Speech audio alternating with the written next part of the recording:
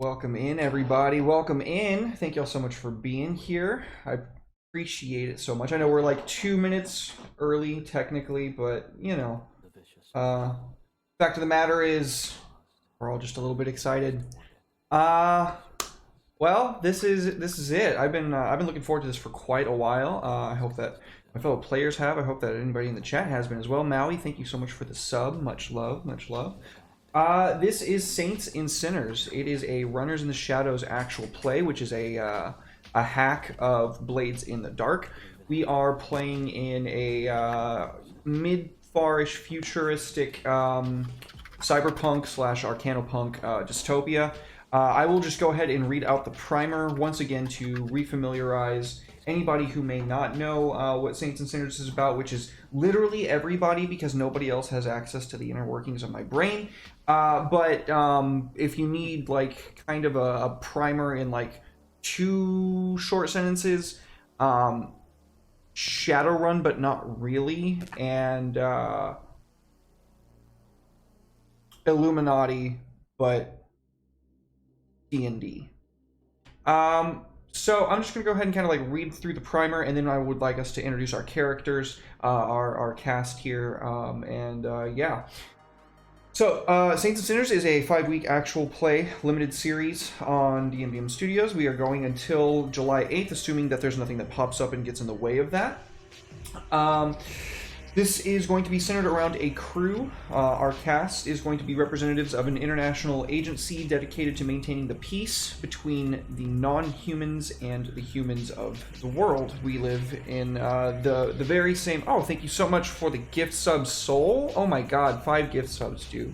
Thank you so much. You're too kind, dude. Thank you. I'm sorry, that threw me off.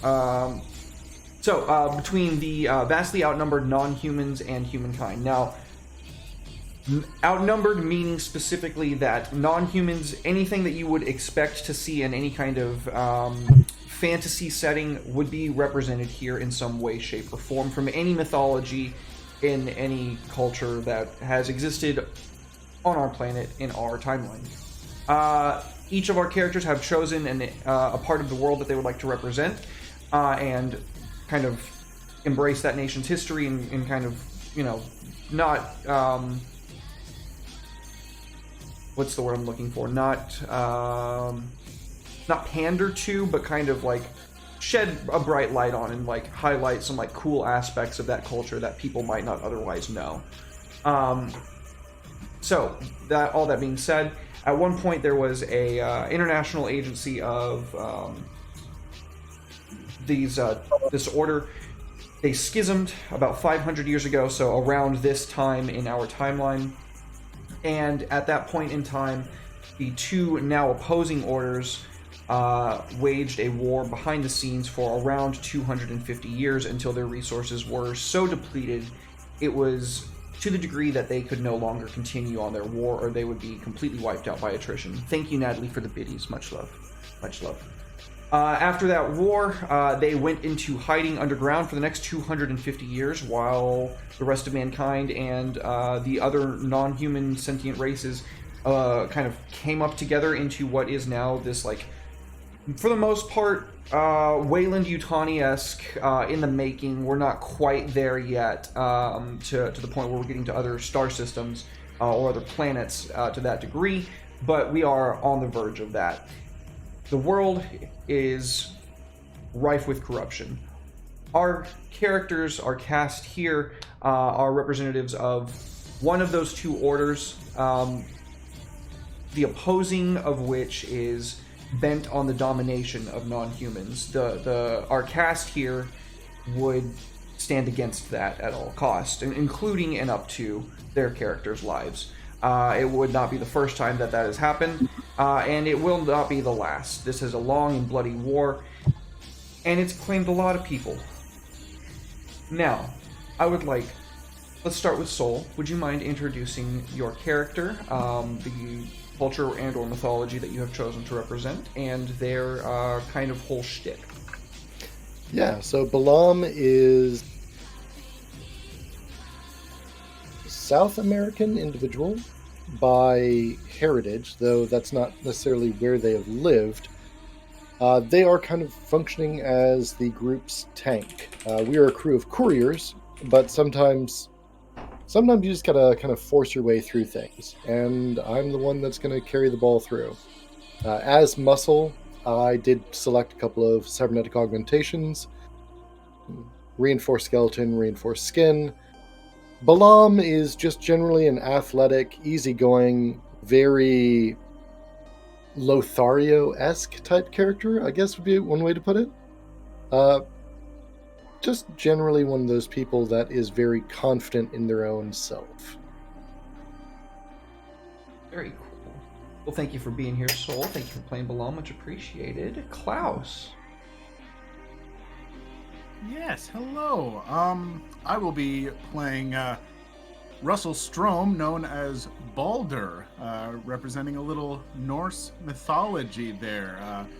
Russell's he's an older gentleman, but he has been intertwined and entangled in the underworld for quite some time. He is a man who gets things where they need to go, including getting himself into places he shouldn't be. And always walks around with a cane, so I am always using up at least one load because that cane is special. And yeah, he's just he is good at getting into bad situations, and if they get a little too bad, some cybernetic muscles might help him get out if need be.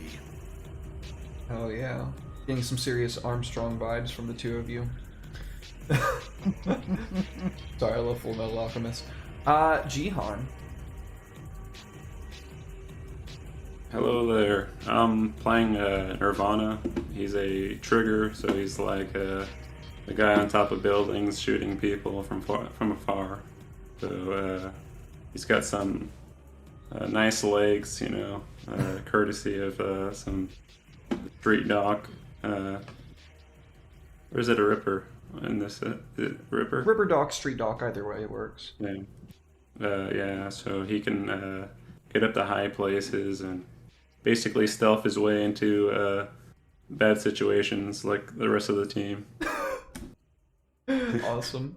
Absolutely. Well, thank you for being here, Jihan. Sorry, I forgot. Thank you for being here, Klaus. I don't want to leave anybody out of the gratitude. Huli, first time on the channel. Welcome. Thank you. Thank you for having me. Thank you for being here. Yeah. All right. So I am playing Penelope Cruz, aka Hanan, call sign Hanan. I am representing the Incan culture. I'm coming out of Central America, out of Mexico. Hanan is a rigger, but is functioning as our party's pilot and tech person. So when you get yourself in some shit, I'm gonna get you out of it. So that's gonna be fun. And she's like Tom Cruise, but better. So a ladies' lady and likes to hang out, but also a total gearhead. You could find her outside of our missions in the shop with Chopper working on the VTOL. Supe is Bay, and don't touch my shit. So that's it. That's enough. Awesome. Well, thank you for being here. Thank you for such a wonderful character to bring as Tom Cruise, but not a Scientologist. Jihan, you forgot to mention which culture you are representing. He's from Seattle, so he's Starbucks and Nirvana and stuff like that. Very nice, very nice. Well, that would probably be a really good one last thing for me to point out, that we are in 2551. This is, again, pretty far into the future cybernetics. I mean, everybody here has some form of cybernetics that they listed, I believe. So we are... I'm going to ask you to suspend your disbelief a little bit further than you might even for cyberpunk, because we're not just dealing with cybernetics, we're also dealing with arcanotech and magic. There is entire branches of magic that are available in this game. None of our player characters decided that they wanted to get into that shenanigans because it is pretty fucky, but that is, as always, their choice. Now, who's ready to play some Saints and Sinners? Yeah, let's do it. I'm ready. Why not? I'm about it.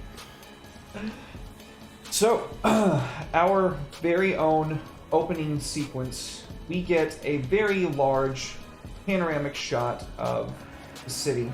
This is, for the most part, shrouded in a perpetual mist of clouds around the 400th levels of the cities. The spires reach high up into the atmosphere. And as one might imagine, the higher up that you get, the nicer things are. Our party starts their journey down towards the second 100 levels. There is a dull, throbbing pulse of a nightclub. It's not just as easy as walking into a place like this. First of all, you have to have access to their landing platform, even park there. Then you have to know the right word at the door. Who would like to describe how their character looks first, as we are coming in through this shot zooming in through the door, kind of like that casino shot that it gives, where we kind of pull up and then over through this familiar to our characters at this point, black kind of gothic marble architecture with splashes of red. We zoom past into a back room. Who's the first person that we see, and what do they look like? I'll take point. So Balaam is dark-skinned, swarthy, not necessarily Oh, you cut up in the future. Oh. Am I still here? There you go. Cool. Weird. Balaam is of no particular ethnicity that you can really pin down. Nice melange of heritages there. But they do have darker skin. They have a darker kind of mohawk going on, shaved on the side. Very elaborate beard, kind of scruff that's been shaved into a very elaborate, like stacked, terraced pattern. Bunch of tattoos. A lot of them are like leopard print markings, fading between a really dark black to like a chrome iris around it. Pretty stocky, maybe shorter than average height. Very broad shoulders, tapering down to a narrow waist. Definitely someone that hits the gym a lot. They normally wear a lot of what you might call like biker gear, leather, heavy-duty jeans, chains, things that are rugged, but also not necessarily not going to get you pulled over, but they're going to get you looked at really hard and then pulled over. Completely understandable. Yeah, absolutely. So we see this individual. How would you be sitting at a table? Like splayed out, or like cool, like trying to impress everybody with your appearance? How would you be presenting yourself in this scenario? Draped would be the word that I would use. Even with augmented and more resilient skin, Balaam tries to always appear cool, relaxed, reposed. And also, you know, when you're carrying that much extra cyberware grafted to your skeleton, you're trying to find a comfy place to sit, let's be honest. Yeah, no, I totally get it. Well, as you are draped at the kind of like octagonal large table that we can see, kind of like the shadows of everybody else in the background that hasn't been introduced yet, there is a particularly fuzzy-looking woman that stands in front of you, and she's very obviously a waitress that works here. And as she's like handing you your drink, she goes to ask the next person, who would be the next person that is in the closest proximity for her to take the drink order of.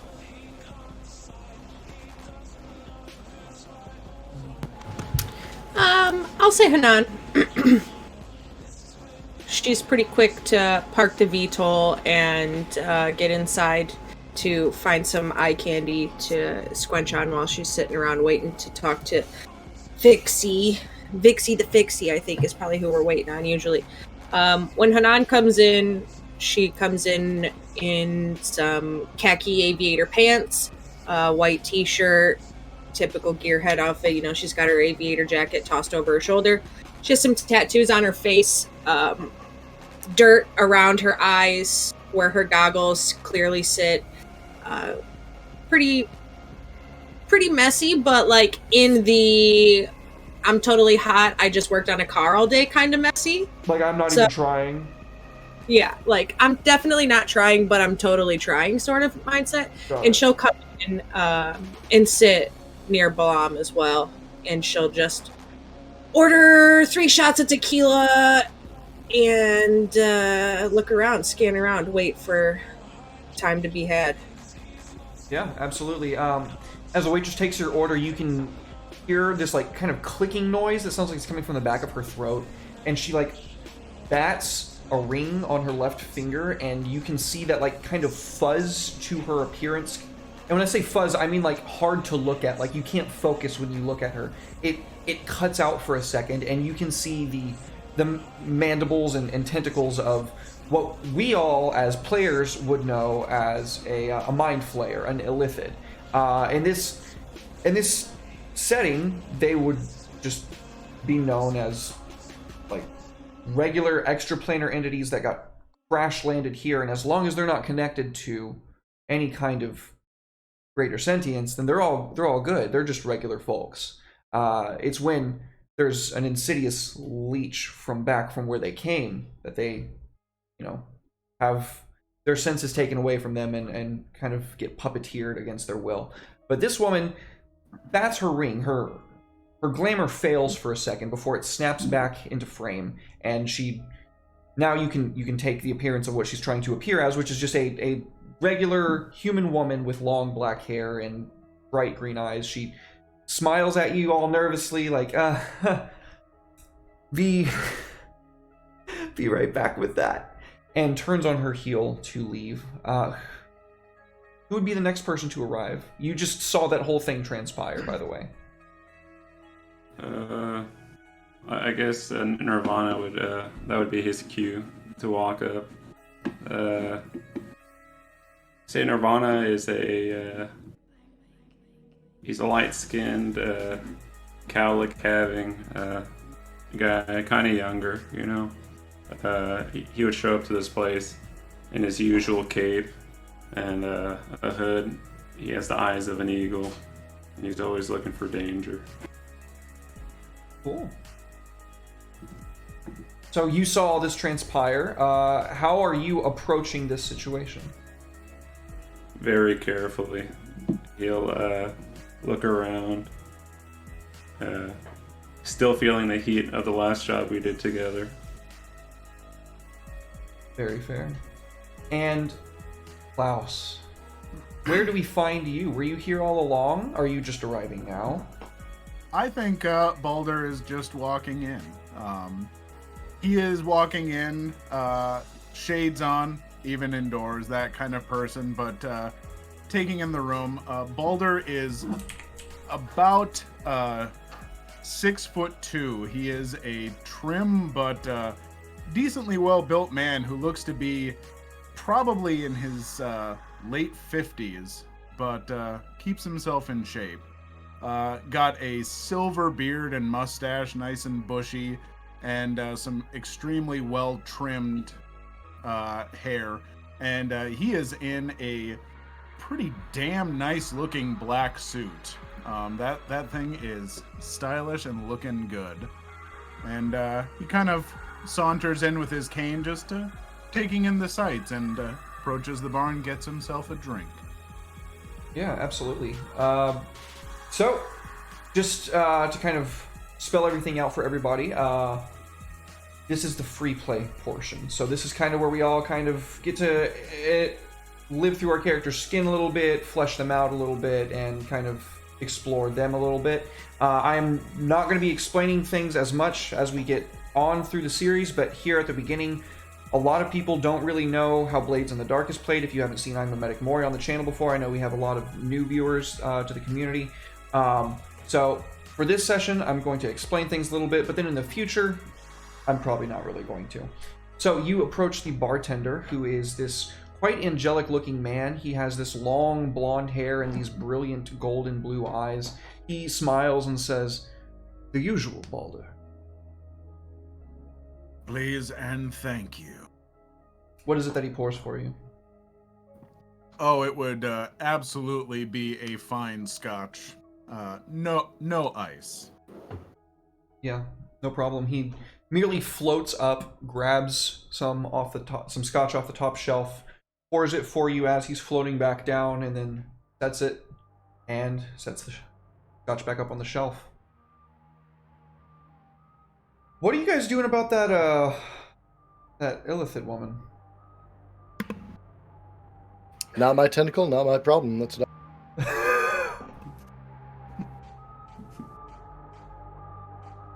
But what tentacle woman? Well, I'll point her out, Nirvana, since you just sat down by us, and I'll do a kind of covert nod and in her direction to kind of show you and be like, dude, you know how things around here start to look a little crazy when we haven't slept in a couple days after grinding it out? I swear to God, I saw a tentacle flash out of that lady's face. Nirvana will survey the area and see if he sees her. Yeah, you absolutely see her. You are keen and eagle-eyed. Doesn't even require a roll. Yeah, she points out in the general direction, and you see the woman that you just saw at the table a few moments ago, like up at the bar ordering drinks. Nirvana would take a look and he'd probably blush because that's not kosher, you know. Look, I'm no expert, but I don't really worry. Oh, you cut out again, Soul. I'm sorry. I say I'm no expert, but Oh, no. I really don't care if the calamari is kosher. Oh. I'm gonna you- struggle. Yeah, he'll nod furiously to Malam. So you all see Balder standing at the bar receiving his drink. Do any of you go to get him, or do you wait for him to come to you guys? I don't rush an old man. Boulder will make his way over, though he most certainly takes his time, as every step and every drop of the cane is him, like, looking over the room and trying to take everything in. Get to the table and have a seat. So Anything interesting happening tonight? Hanan has not met Balder before, so this is their first interaction. Correct. Um, Same thing with Balam, if I'm not mistaken. Yeah. Don't have a dossier, since I'm one of the late. You probably wouldn't be getting dossiers on other saints. no, Okay. yeah, Paper because trails are not something that are particularly kept. Not worried about it though. Cavalier. so meeting this man for the first time. This man sits down at our table. Hanan's gonna look up and kind of survey him a little bit before like tossing her greasy hand out across the table. She'll wipe it off on her pants a little bit and toss her hand out across the table, and she'll say Hanan, and that'll be it. She'll pull it back after. If he shakes it, then she'll shake it. If not, she just kind of looks at him like, all right, and takes her hand back. He shakes it. He is not remotely afraid to get his hands dirty, despite the suit and everything. So. I think I'm gonna like that guy.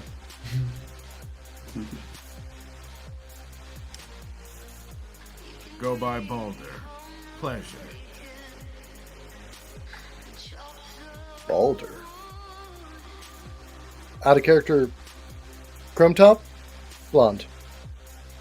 He's got silver hair, very nicely, That's like right, you know, that's parted to the side. You know, it. He looks like he could almost be a suit in a corporation or something, but just a little too rough around the edges in other ways. So, who are you, Balder, then? I'm Balder.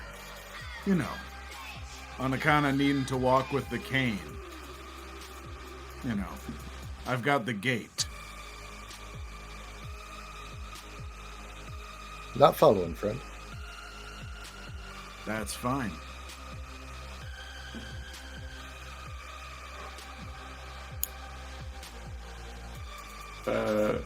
Nirvana's gonna watch this interaction, confused. You've met Balder before. You've worked with Balder once before. Yeah. Nirvana, looking a little better than last time I saw you. Oh, no. Yeah. Oh. Yeah, that was smart. We lost you on cams, buddy. Yeah, I'm reloading. Oh, okay, cool.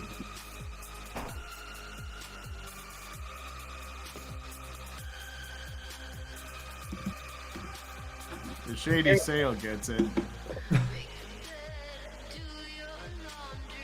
I mean, in mythology, Balder got his leg bit off by Fenrir?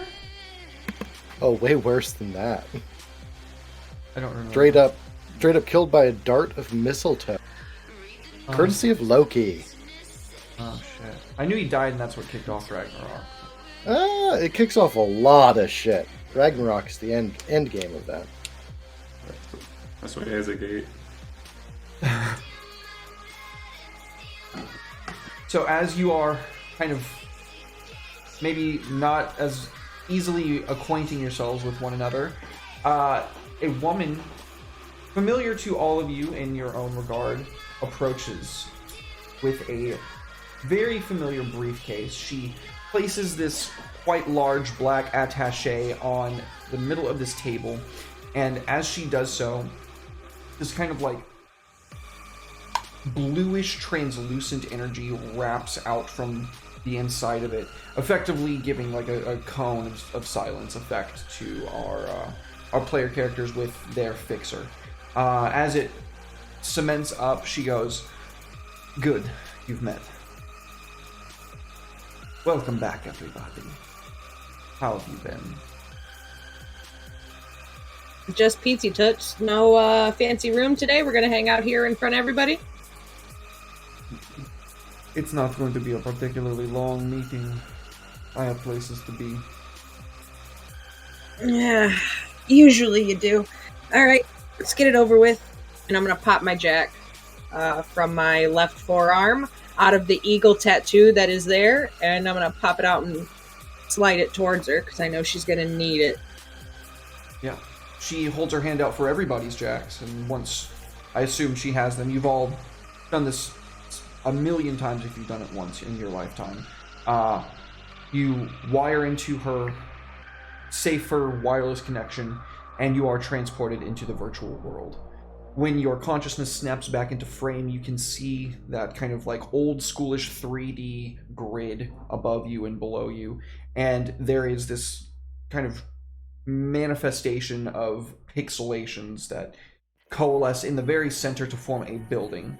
In the very center of that building, around floor 320, it lights up just as Vixie enters into frame behind you. She's kind of slowly just like pacing around, and she's saying, "Well, there's a party going on, and I need all of you to make yourselves scarce of this place and very much..." I'm sorry, I'm lacking the words. This does not ever be repeated, even to your own organizations. Are we clear? Crystal. The son of the devil is in that club. You need to get him out. There are approximately 1 hour and 20 minutes until the forces of heaven rain down on that place, and I need you to break in and get him out. So, is this a kidnapping or an extraction? And he'll lean a little bit heavier forward. She just kind of looks at you and, yes. You know, I just have one question. What? And, well, two. Actually, what? And what? The son of the devil? You know, the guys that we don't fuck with? Those ones? She nods. Thought so. Okay. Alright. Okay. Let me be clear, the stakes could not possibly be higher. What's on the line is outright warfare between the two, and this planet being the battleground. Don't fail.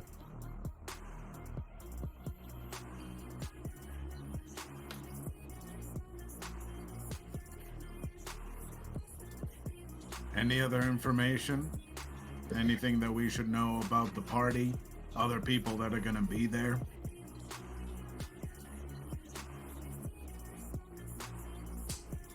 Perhaps the son of the devil's name. Callus Bane. She pulls up the dossier, You'll find everything that you need in the memory card that I'll give you once you leave. However, if we're going to talk about this now, then you should know that he is a right bastard. He has no problem using everyone around him to his own benefit, and he will kill anyone to get away from you, even though you will be there to see.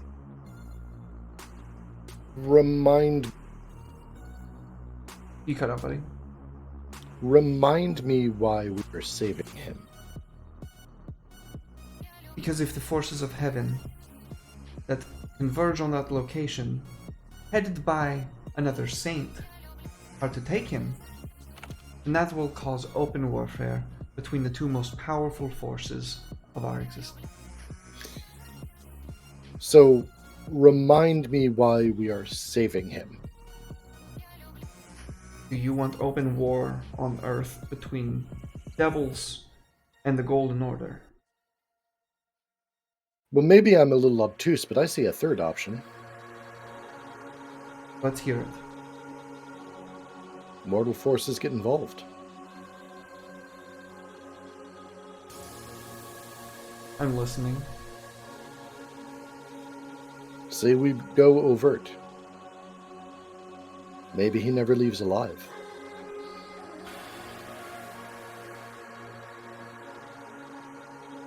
I'm picking up what you're putting down. I like this idea. I don't like the idea. I'm glad someone does. You know, it makes me feel better to think that he's not going to get out alive than the fact that I have to put the scum of the earth and hell alone in my beautiful fucking bird, man. I'm terribly sorry for that obviously egregious offense.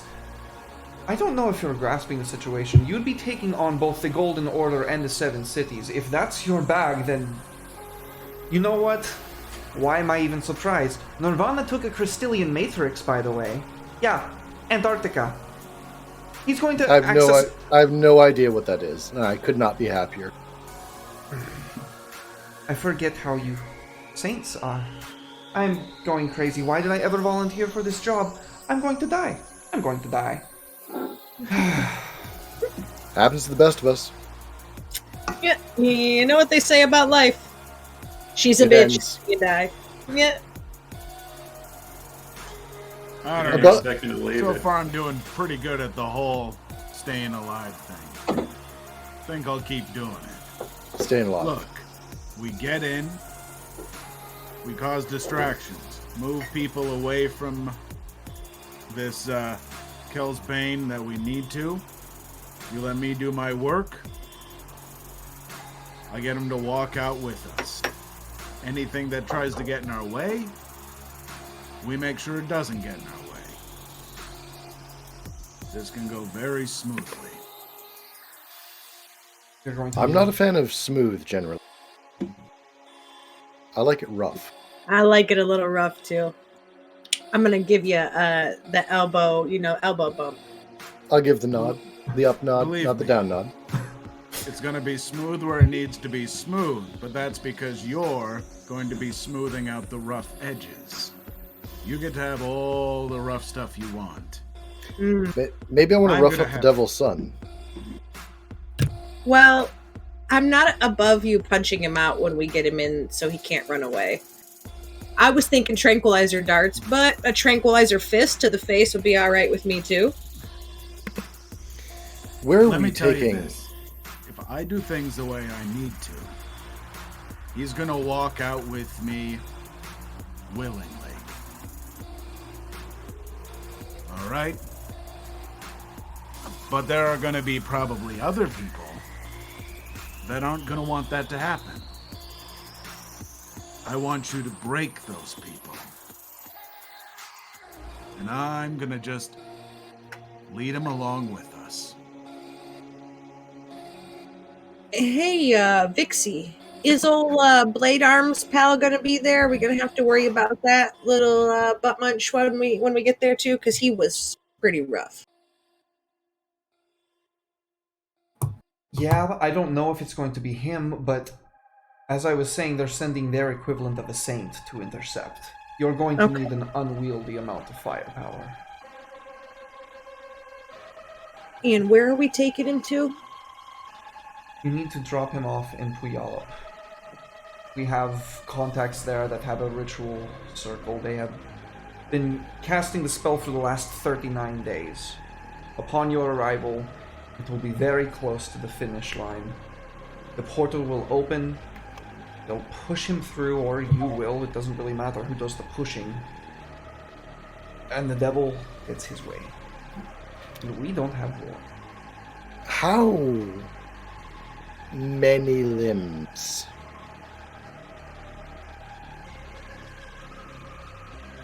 I can't believe you even asked me that question. Preferably all of them, but I guess as many as it takes to get him there is the correct answer. He'll be going back to a mostly formless void. Reattaching an arm is not going to be that big of a deal for them once he gets there. Souvenirs? Sounds good to me. Lucky Devil Sun's toe works. I'll hang it from the mirror. Gotta be the bunny toe. Are there even rabbits anymore? Above table? Like, did we fuck the... No. Oh, God. You eat the Lucky- bugs. I'm about eating bugs, but I mean, like... I'm discouraged that there are no rabbits anymore. The only people This that can eat truly is a rabbit are like dystopia. the fucking top of the fucking like hierarchy that is enshrined in the Corpo law that runs the world, basically, at this point. Yeah, like the fucking Elon Musks and the Jeff Bezos of the world. It's truly a corrupt land.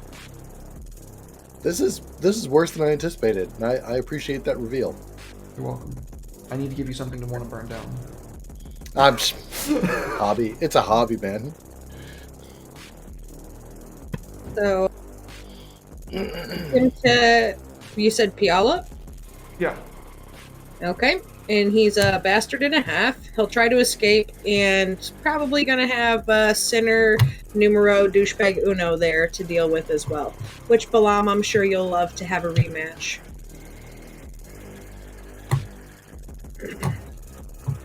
Alright, let's do it. I've got some shit I need to get together in the VTOL before we take off, so... Nice.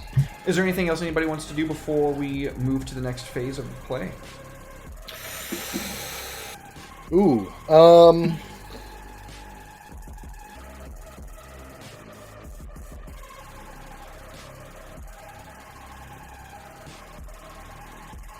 kinda yeah, kinda no. Go off, King. Baldir, you're gonna be the one talking us through this, right? I'll try. I haven't worked with you before. Tell me, how much do you think I can get away with getting into this party? I'm trying to determine my load going in, and a lot of that's going to depend on like how cunning you are. Because on a normal load, I still look suspicious, but it's passable. On a heavy load, probably not happening. Let's not go too heavy. If it's a party where the son of the devil is attending, there's likely to be plenty of people holding the peace and whatnot. But, you go in there with a rocket launcher strapped to your back, well, they might make you check it at the door. All right. Yeah, I'll be rocking a normal load then. Alright, go ahead and toggle y'all's loads now, whichever one you're setting yourself to. Yeah, I'm gonna roll heavy again, because I'm staying in the VTOL. Cool. Jihan, what are you doing, buddy? Nirvana? I'm gonna go normal. So Yeah. I might stay to the shadows anyways. Cool. And I'm Baldur? trying to find my load. Baldur is going light. Of course. He needs to look non-threatening. Meta knowledge of Klaus as a player kicks in. Fucking I'm right. always going light, baby. Run that light load. Run it. Fantastic. Oh, Anything else for I'm us? really liking playing a less cerebral character this time around. Needle is not Balam. Balam is not Needle. Mr. World, I got a question for you. Yeah. If I go next step up from heavy to encumbered, does that affect the VTOL at all? Because I'm staying in. I would have to say yes, otherwise it's kind of just a free Alright, so- resource. Go with heavy, because I don't want to mess up the ride. Okay, that's what I needed to know. Very fair. All right. Well, let's get right into it.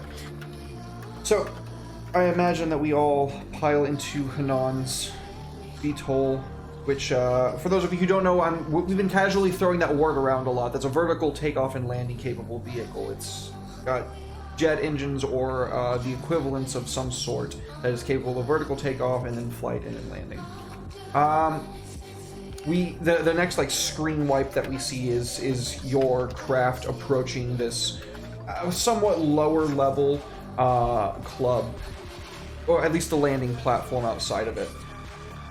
We can see plenty of security lights painting the side of this otherwise chrome building red with like these weird kind of black hackles that move through it. It's like a laser show that they're putting on the outside of it, and the pulse of this very, very like heavy music coming from inside is even like shaking the platform on the outside. It's going that hard, and I mean you can see like reinforced structures. It's probably not going to fall, but you can see that this place is not in the best of straits, as it were. Whereas you just came from like the 300 levels, it's just a smidge nicer. Even down here, it's not necessarily where most folks want to be. And I'm going to leave it up to my players. As you are approaching, how do you folks want to say that you are going to be moving in on this? Is this assault? Is this what would you guys want to say that this is? Are we not rolling mission prep back at the base before we go? Or Rolling we're mission just prep. What do you mean? Okay. What is it called? Downtime? That's Downtime is not- usually at the end. Downtime Okay, is usually at the end. Okay. So alright, I guess I'm gonna run hot with what I got then. So that would leave me still with a question before we go into it, so I kind of know what we've got in the VTOL wise. I would still have that ramjet, right? If that is an item that you can use and consume, if that is what that is, because I have the ADHD brain and do not exactly remember the pretense under which you got that, then yes. You can That use was, that as a consumable item. A project that was a modification to the VTOL. Did you conclude the project? I believe so. Then for the sake of the show, we will say yes, just to ease things on in. Yeah, I was thinking more of a cloak and dagger situation. Have Balder take point, and I'll watch him like a hawk. Yeah, I'm thinking that, you know, the detail and everything, I think this is like social. I think Balder's plan is to just try and like go in. If there's security there, he's gonna get past, find his mark, and try and work his magic while the others keep things out of his way. I lean on that. The way that I want to field this for Balam is I want to be acting as muscle and bodyguard for Baldir. That was what I was just going to suggest. Balam and Baldir go in together. I'll drop Nirvana a couple floors up so he can get Click clack. in some good ranges, and then I will get Supe put somewhere safe so that I can run interference and do the hacking mapping stuff that I like to make sure we get. All right, so Klaus, who wants to roll the engagement roll? Wow, called out. Damn. Famously, for those of you who don't know, Klaus rolls. The best engagement. Amazing engagement Look, rolls. one time I rolled a perfect engagement roll with multiple sixes. It was amazing. It was. Granted, all the other times were usually very bad, but then, We don't come talk on. about those. We don't talk about Yeah, those. exactly. We had the beach Those- episode where we literally did not roll below a 6 the whole night, you know? Nice. That was happened. one. Oh, nice times. Let's see. Well, does anyone have any good relationships? You said, is this like a rough area where there's going to be a lot of like unruly and unseemly folk here? Oh, yeah. I would love then to use my friend Winston Mogi, who is a crew boss. If he's a gangster, crew boss, I imagine he might be here with some folks, maybe help me get inside. So I would love to utilize that connection. Fantastic. Is there any other connections that we're going to be utilizing at this point? Yeah. Okay. Cyclops is there. Ooh. My former partner that diverged from my path. We're gonna put my enemy in play. So sorry to dock us on dice, but I want control on that, and I want that in this lead in, because this is good grist. And I'd rather drop him in the front where we know about it, rather than Derek dagger me in the fucking asshole with him. Yeah, I mean, I still have my ways. Yeah, but I've taken at least one of those daggers out of my back. That's true. We've repositioned it to the front. It's gonna be alright. Okay. Anybody else? All right. So no bonus dice to the engagement roll, Klaus. All right, 1d6, here we go. Is there anything else that goes into engagement on this? It should be. We don't have anything from the crew sheet. What we have from the crew sheet is bonuses to you guys as stats. We are not running contraband. I guess technically we are running contraband here. So yes, that would be a bonus d6. Okay, fair enough. Cool. We're All right. picking up a package. That's exactly what we're doing. It's true. Yeah, we're Amazon All right. today. Is it particularly bold or daring? I'm sorry. What's that? Just looking through here with advantages and disadvantages, would we consider this particularly bold or daring? Just kind of go in the front door? Yeah. So that'd give us a die. Okay. Is this a vulnerable spot, or is this somewhere that they would have kind of like tanked up? Oh, they are tanked the fuck up. That would lose us a die there. Oh, I don't know how to take die away. I clicked too many Did things. you already roll? No, I drop them here. No I'm just one sees. looking at page 147. They've got a nice list here, trying to figure out where we're going with it. Very fair. I would say that you are also facing down an enemy that is like, at least in this place, 2 tiers above you. So that's minus a die. And we're back to Ouch. 1. Ishna Allah. All right. All right. Anything else? Are we ready for this big old 1 die engagement roll? I have faith. I believe in you. I believe. I believe you can. Oh, No! Let's go, baby! A run! Hell yeah, that's the Klaus I know. You're fired, Klaus. Mm. That's a crit. I'm glad that I am running like jockey on you. Jesus fuck. Okay. Paint us a picture for me, if you will, and then I'll take over when I feel it's appropriate.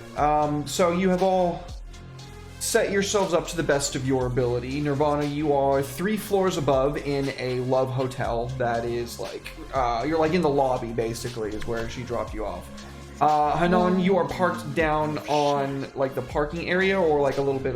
You'd have to be close enough to actually like be able to run interference. So I would say that you probably need to be on that platform, that parking structure platform. That would leave Balam and Balder literally going in the front door, if I'm not mistaken. So folks, if you wouldn't mind, Balder and Balam, both of y'all kind of paint me a picture, and then I'll take over when I feel it's appropriate. Boulder would probably tell Balam to stay like behind and to the side of him a little bit, keep an eye out for stuff, and he would say, you never quite know in situations like this. Might run into people, things might not go well. I don't have a problem causing a fuss if fusses need to be caused, so. But we're gonna hope things will go real nice. If things get heavy, get behind me, and then get up. All right. And he will head right into where it's at, looking to see if there's any security, kind of checking people into this place, stuff like that. Yeah, absolutely. Go ahead. I'm going to be very overt, like playing up the bodyguard, head on level, security. Like, I'm a mook just looking for people with guns, protecting my proctor here. Got it. Okay, fantastic. So you rolled a 1. So not only do they have security here, they have some of the biggest, beefiest boys you've ever seen in your life standing out front. They have these kind of like metallic structures that seem to be implanted into their body, and they look unnaturally large. Now, it's not too uncommon to see larger, like, trolls exist. Orcs are bigger than people by a wide margin, but these are massive, like probably 16-foot tall dudes, and they are chained down to the ground on either side of this, I would say probably 30-foot high solid metal door with laser wiring, and every time that they pass to let somebody through, the laser's cut off for that instance and then cut back on. I'm going to dead-ass stare these bodyguards down and just give them that calm, assured, professional assessment, the top-to-bottom sweep, and then the dismissal. So you're trying to threaten them as you're approaching and kind of like pull No, out... I'm not trying to threaten. I'm trying to give off the impression you're not. Okay, yeah, fine. That's good. I don't care. Yeah, okay.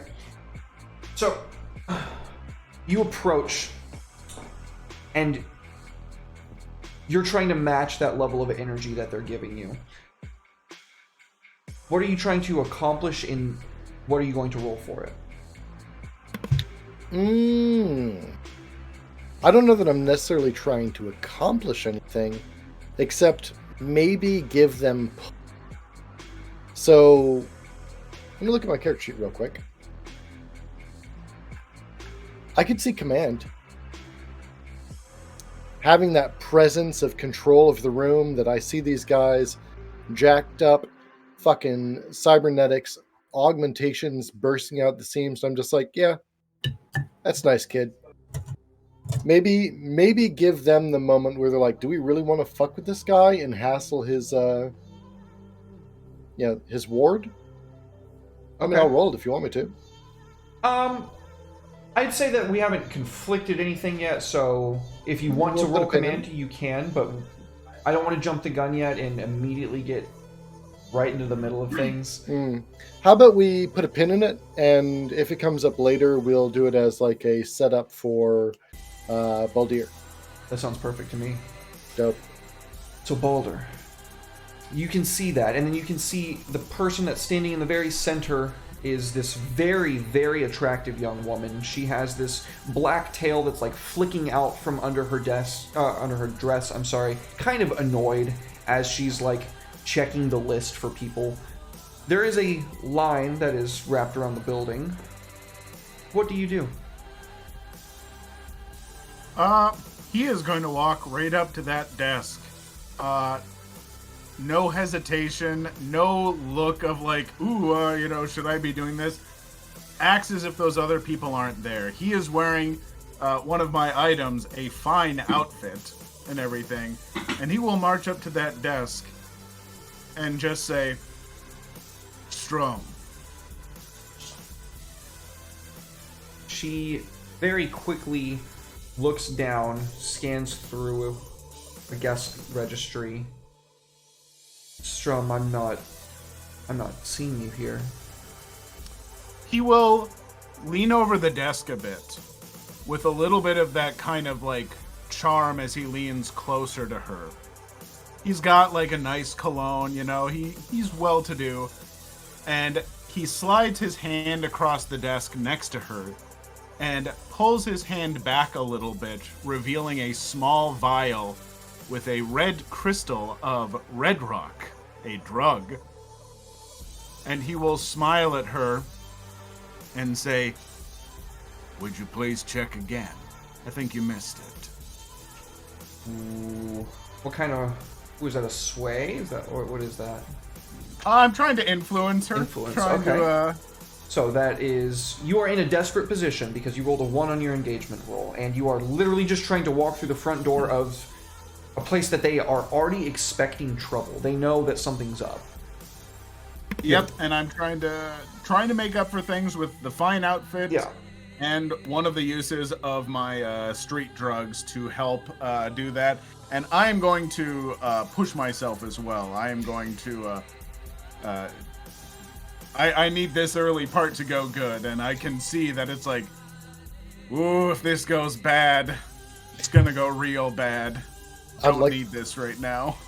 I'd like to take this moment to do my setup action Okay. so that the admin is focused on Balder, but everyone else's attention is focused on me, as I have that calm, kind of deadly weight of, yeah, you're boosted, yeah, you've got cybernetics, we're not worried, you need to worry about me. So I want to pull some of that attention from other people towards me with that command action. Sound good? Yeah, sounds great. So I want to give, I want to do that so I can give Klaus that boost. Bonus die. Yup. Alright, let me... Remind me how I roll on the Fantasy Grounds Unlimited? Yeah, no problem. So you go to your character sheet, obviously, and then when you you set the position. So technically, this doesn't really require a position, but you could still put desperate, and then the effect would just be standard because you're doing a help action. And then you click the die that represents what action. Yeedly deep.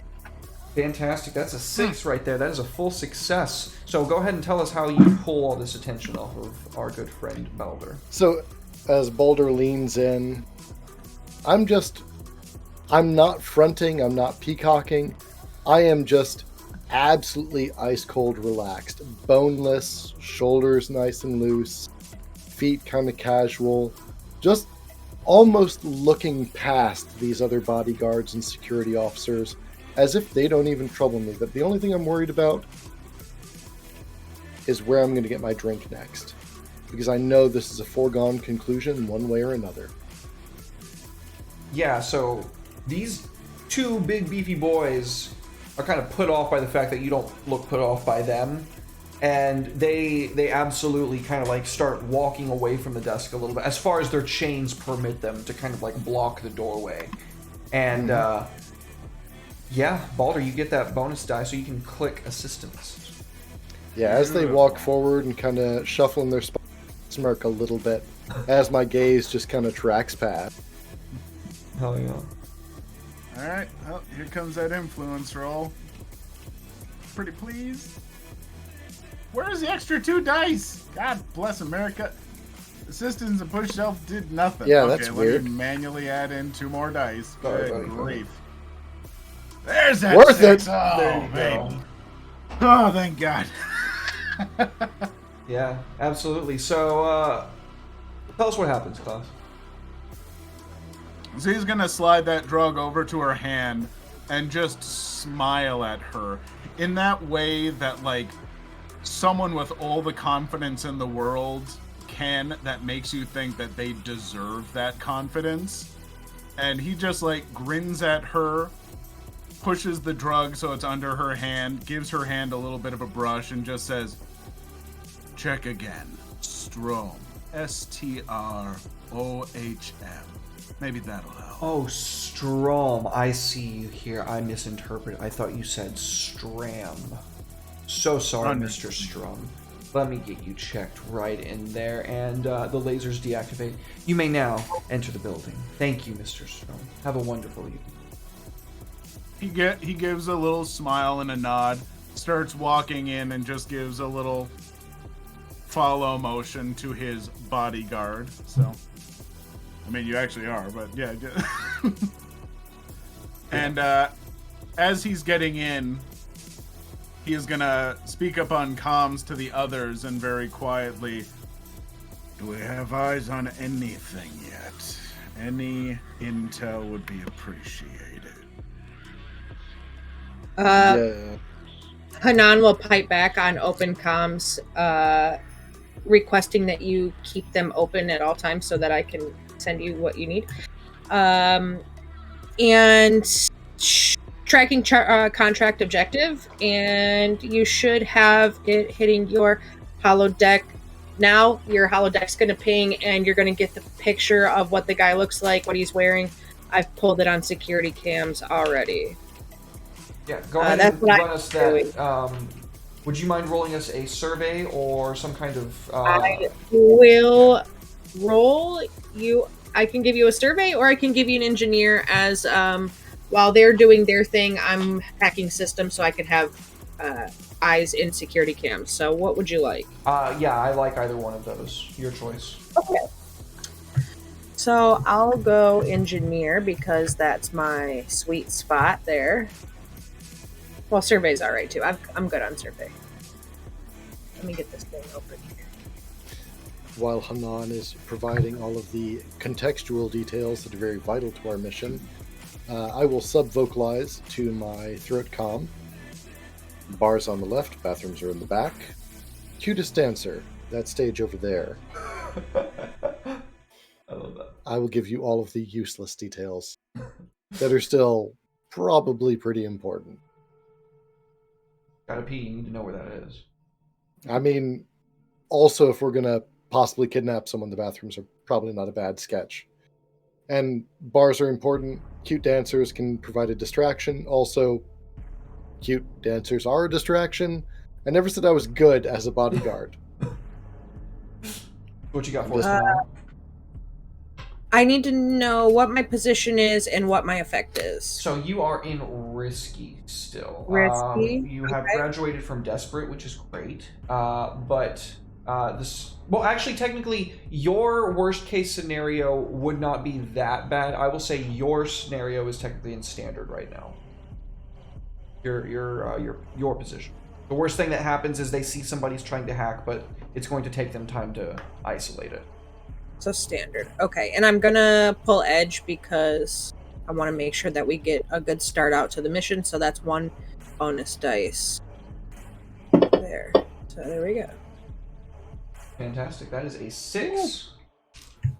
So tell us, how effective is this in laying out the groundwork for them? Oh, essentially, what you're getting to your holodecks is the 2 quickest exit points, one up, one down, one leading to where Nirvana is at. You'll see Nirvana's tracker blip on your map, so that way you know where he is.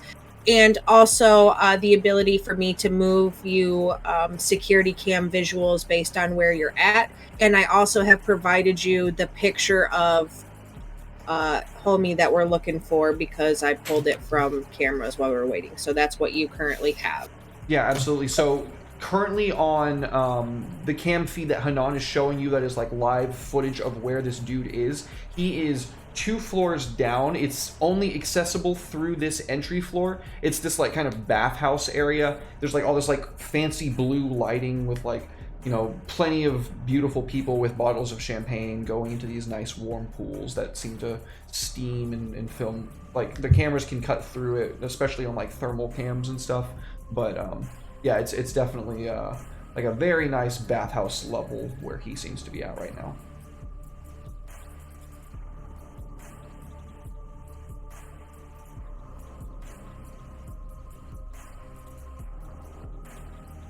Who's got the next move, folks? Nirvana, are you going to be moving into a position to keep an eye on things, or I don't want to push you anywhere too dangerous, like prepared for another fall or anything, but yeah. You said Nirvana landed in a Love Hotel? Yeah, that was what was a couple of floors above that was actually accessible. Otherwise, there's like residential shit that like you couldn't just like land on.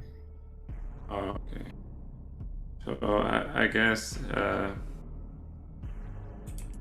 Nirvana would go into the Love Hotel and go to the front desk. There's a front desk, right? Yeah, there's absolutely a front desk. And then on his pale face will be a blush. You know, he says, "One room, please."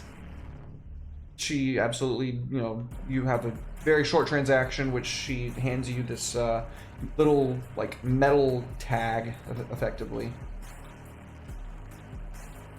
He'll nod and say, "Appreciate it." He'll make his way to his room. He'll open the door and inspect the room, see if there's any windows or anything to climb out of. Yeah, absolutely. Yeah. So he'll open a window if he can, Okay. and find something sturdy in the room to tie rope to. So you can what's that little carabiner thing that you can like loosen up to let you go down? I don't know what it's called, but I know what you're talking about. Yeah. So he's A carabiner? oh yeah.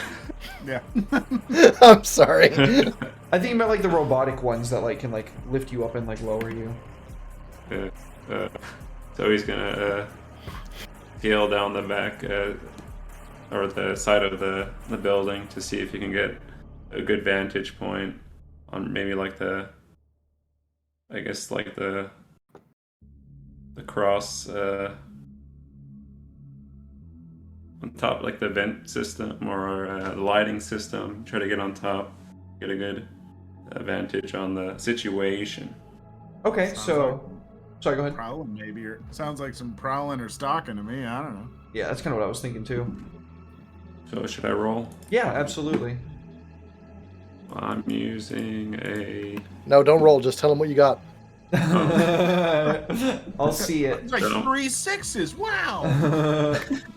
So I'm using climbing gear Okay, great. as one of my items, and I'll push myself there. All right, so 2 bonus die. My position is Your position is standard. You are not technically at risk. The worst thing that happens is like, no, actually, the worst thing that could happen there is you could fall off and like fall to your death. You're definitely in a risky situation here. Yeah. Real quick, is there a standard situation in this? I I believe thought that was just for effect. if I'm not Controlled? I'm controlled. I'm using the wrong verbiage. I'm so sorry. We're playing a hack, so I'm always like, I'm I using want to the wrong know. verbiage because I'm a scrub lord. No. Because there are different names for it in different hacks. So I just wanted to like get my own grip. Yeah, no, you are in a controlled position right now. what kind of effect, Or a risky position right now, excuse me. I don't know why I'm doing the And- parentheticals. What's up? And the effect of that would be great. It would be standard. Standard. Yeah. Okay. So I'm rolling a prowl. So here we go. Oh, I'm missing 1 die, huh? Go for that I still crit. got 6 in there, but yeah, go for the crit. I mean, yeah, the crit's dope. Why is it doing that? I wonder. Okay. I don't know. It did not do that the first time, and now it Yeah, it started didn't. doing that. I don't understand why. I had issues with the last one. I got it to roll an extra dice once. I don't know what's up. I can't figure it out. You can always just right-click for the extra die while you're holding it. Real quick, Klaus, top coat? Hmm? Top coat? Ah, Or is that just your nail polish? it's a nail polish. It's all busted up. I did it actually, I did this one like a week and a half ago, and it's holding up okay for being a week and a half. Nice three-step gel coat. But Gel coat. That's why it's so shiny. these. Fantastic. Well, Nirvana, you are absolutely successful in that. How do you use this to put yourself in an advantageous position?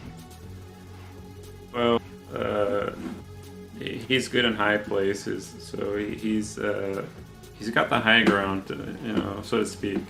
So he'll use that to his advantage and kind of alert Balder and Balam, see if there's any trouble coming their way. Maybe a certain business partner, old friend. I'll keep an eye out. Very fair.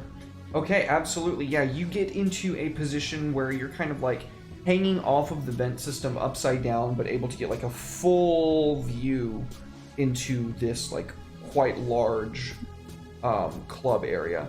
And through the middle of it, you can see a number of security forces moving. They're wearing these kind of all blacked out trench coats and have these kind of spiked collars on.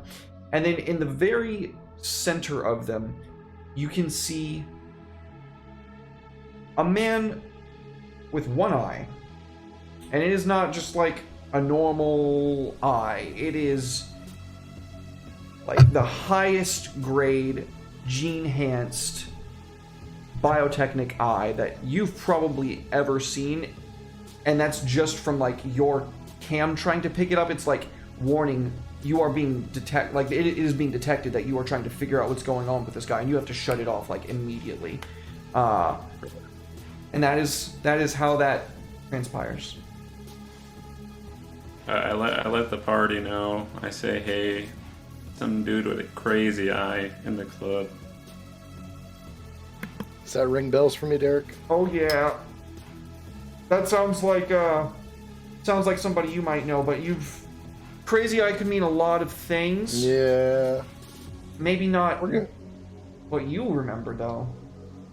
We're gonna put it on a back burner. Balam's not gonna react. Folks. Time to meet the devil's son.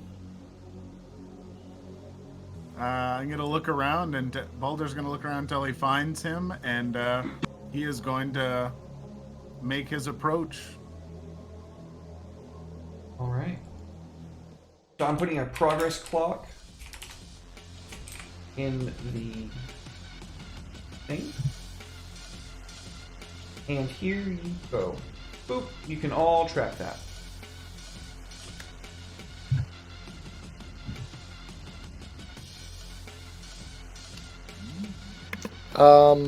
For those of us who are slow, where would I find that progress? It's in the left hand in the chat box down at the bottom. It should say Devil's Son.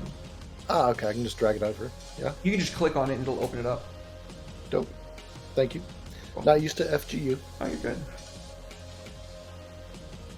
He's gonna be our son when we're done with this. Not the devil's son. My boy. So I didn't mean to cut you off there, Klaus. I'm sorry. I just realized I didn't tell you guys that I put up a progress clock. So you have kind of negated that bad engagement roll, and we are now moving into where you were able to progress it. Yep. What kind of entourage do I see around Kelsbane? Is he surrounded by people? Is he out dancing, partying? Like, what is his vibe? Vibe check. Currently, he is in the bathhouse level, which is attached to this club. It is only accessible through this club, and he's got like many dudes and dudettes around his arms, like chilling in this big fuck off hot tub that's like so hot there's steam rising off of it with champagne that is on ice. He is very relaxed. His security staff do not seem to even be around him where he is right now, but when you check the security feeds, you can see that they are on that level. They are just not in the steam room bathhouse area like itself.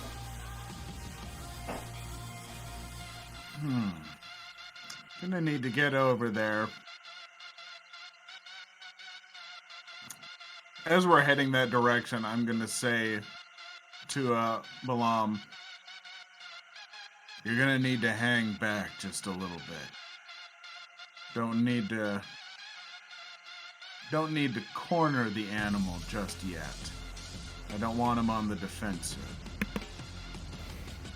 Balam will give a choppy no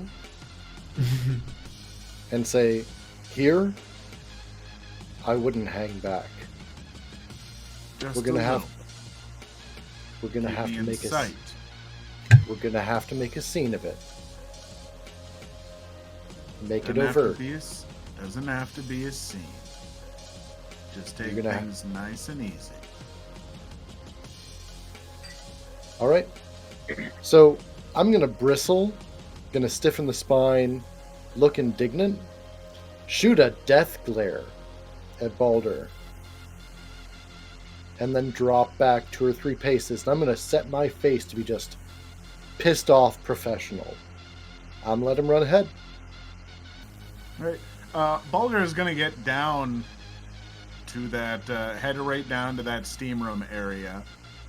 And if he comes, does the security try and stop him before he gets to that? Oh, little steam room? definitely. Yeah, there'd be like a check-in desk, first of all, and there would be like a whole wing of it that's blocked off right now. There's like another area that you'd be able to go to, but like there's like a whole like half of it that's like, you know, like I said, trench coated out, spiked collared motherfuckers that are like standing there with like futuristic weaponry, basically like Gauss rifles and like MPK5s that shoot like electromagnetically charged rounds.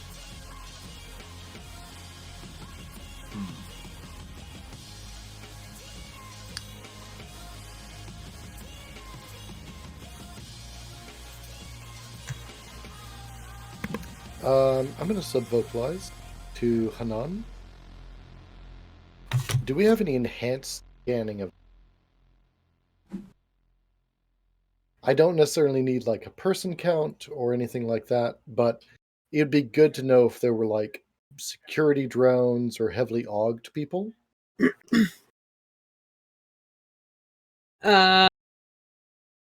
Let me run that for you. Other than, let me find out, Mr. World, when I hack security into the cameras, did any drones or anything like that register in my system that's what was No. there, or what? No, their security systems does not include any drone platforms or automated type of any automated type of security system other than that laser grid up front, and that's not automated. That's manual. Somebody's turning it off so people can walk through. Okay. Hold on. Rolling through the grid, I don't see anything. It's all manual. All right. So I imagine that Boulder. Yeah. Are we on team comms for that? I would assume so. Yeah. Okay.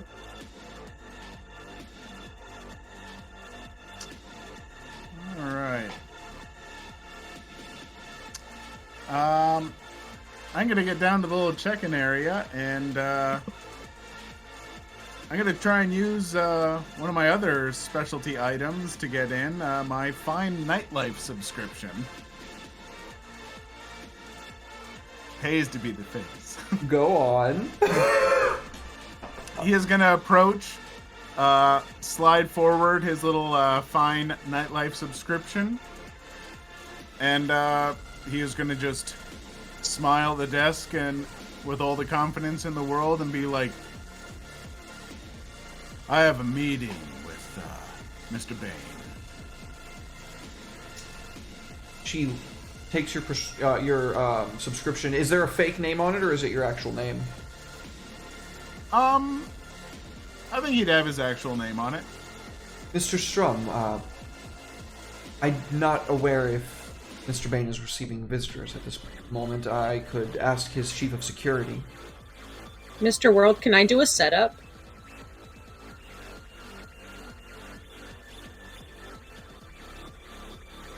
Yeah? Okay. Since comms were open when they were going through, I would like to have, after making this first round of communications with the team, added Balder's name to the guest registry to the VIP section. Yeah, I'm gonna need a separate hack roll for that assistance. But that Sure. would be very good if you can pull that off. Yeah, I am going to do that. Clutch setup.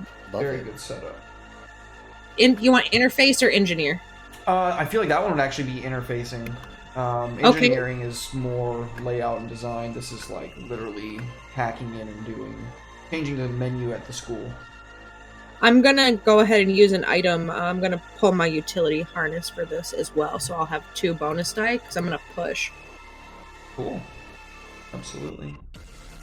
So let's see what we get. That's a crit. Oh, that's amazing. You love to see it. Tell us what happened, Huli. Love it. Love it.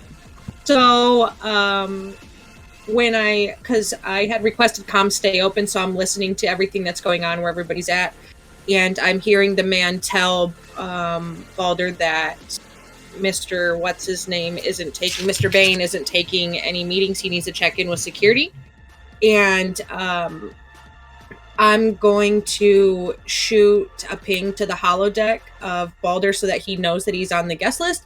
And I'm going to have the radio at the desk click in with a voice mod that's going to say, sound like the chief of security. And it's going to say, Mr. Bain is impatient. Has his guest arrived? Ooh. Balder is just going to smile at that person. That kind of smile that has this, like, I'm an important person and you're testing my patience. Don't test it further. Yeah. And he is just going to stare at that person silently waiting and go, well. So with a setup roll like that, I will say that is going to get us through that action to your next sequence that you might face some confrontation. She very quickly just like, I'm so sorry, Mr. Strom. Absolutely. Here's your robe and your slippers, and she like hands it to you, and your tobacco pipe. I know that you prefer the cherry wood, but I'm so sorry. All we have is oak. That's fine. So hard to find a good tree these days. You know, they say anyway. He's going to like the maglock glare at the person with that rich person glare of, you need to be quiet now. Yeah, you can hear the maglock disengage as they they bite their tongue and don't say another word to you and just keep their head down. Before Hanan Go ahead. Oh no, you first, please. I was gonna say, before Hanan goes quiet again, like as you're walking away and you're getting your stuff, everybody hears on comm, better luck next time, puta madre. And she goes off back to doing hacker shit. That's fucking funny. Yep, I will walk in and give a little signal to Balam to follow. I'm on your 6. Still hanging back a little. Giving you. Yeah, so as you approach Balam, you can hear the maglocks engage once more after Balder has like passed through the security guards look at you like, no fucking way. You're not coming into there. We're not even in there. You're not going in there. Like, you can wait out here. I just keep walking. They move in to intercept you very quickly. Hands on their weaponry, a couple of them even raise it to you like, hey, back the fuck up. You're not getting in there right now. Mr. Baldir. Or, sorry, Mr. Strom. Personal fuck up, not character fuck up. He will turn around, look at you, and he's like, things have been going too smooth. Can't fuck it up right now. And he kind of, hang back. This is business.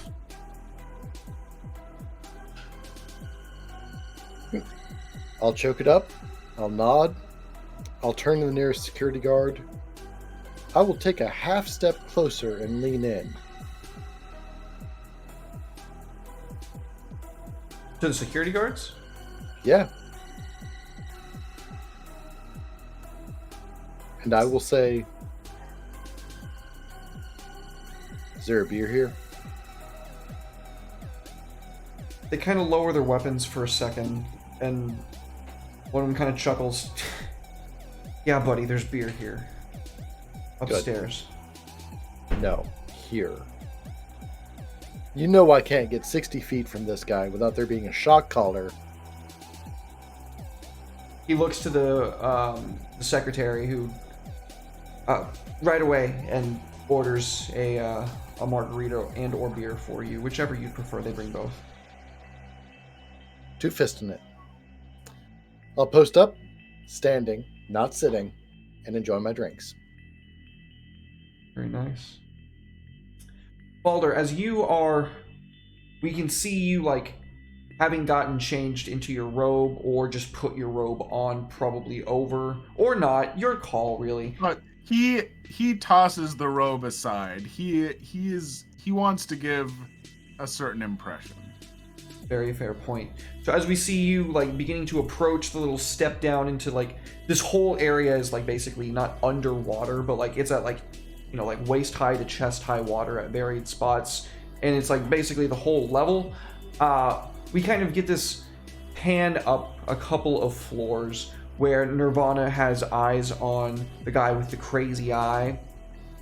And just before we go back to Balder, Nirvana, you see this guy with the crazy eye making his way to the elevator bay on the club floor.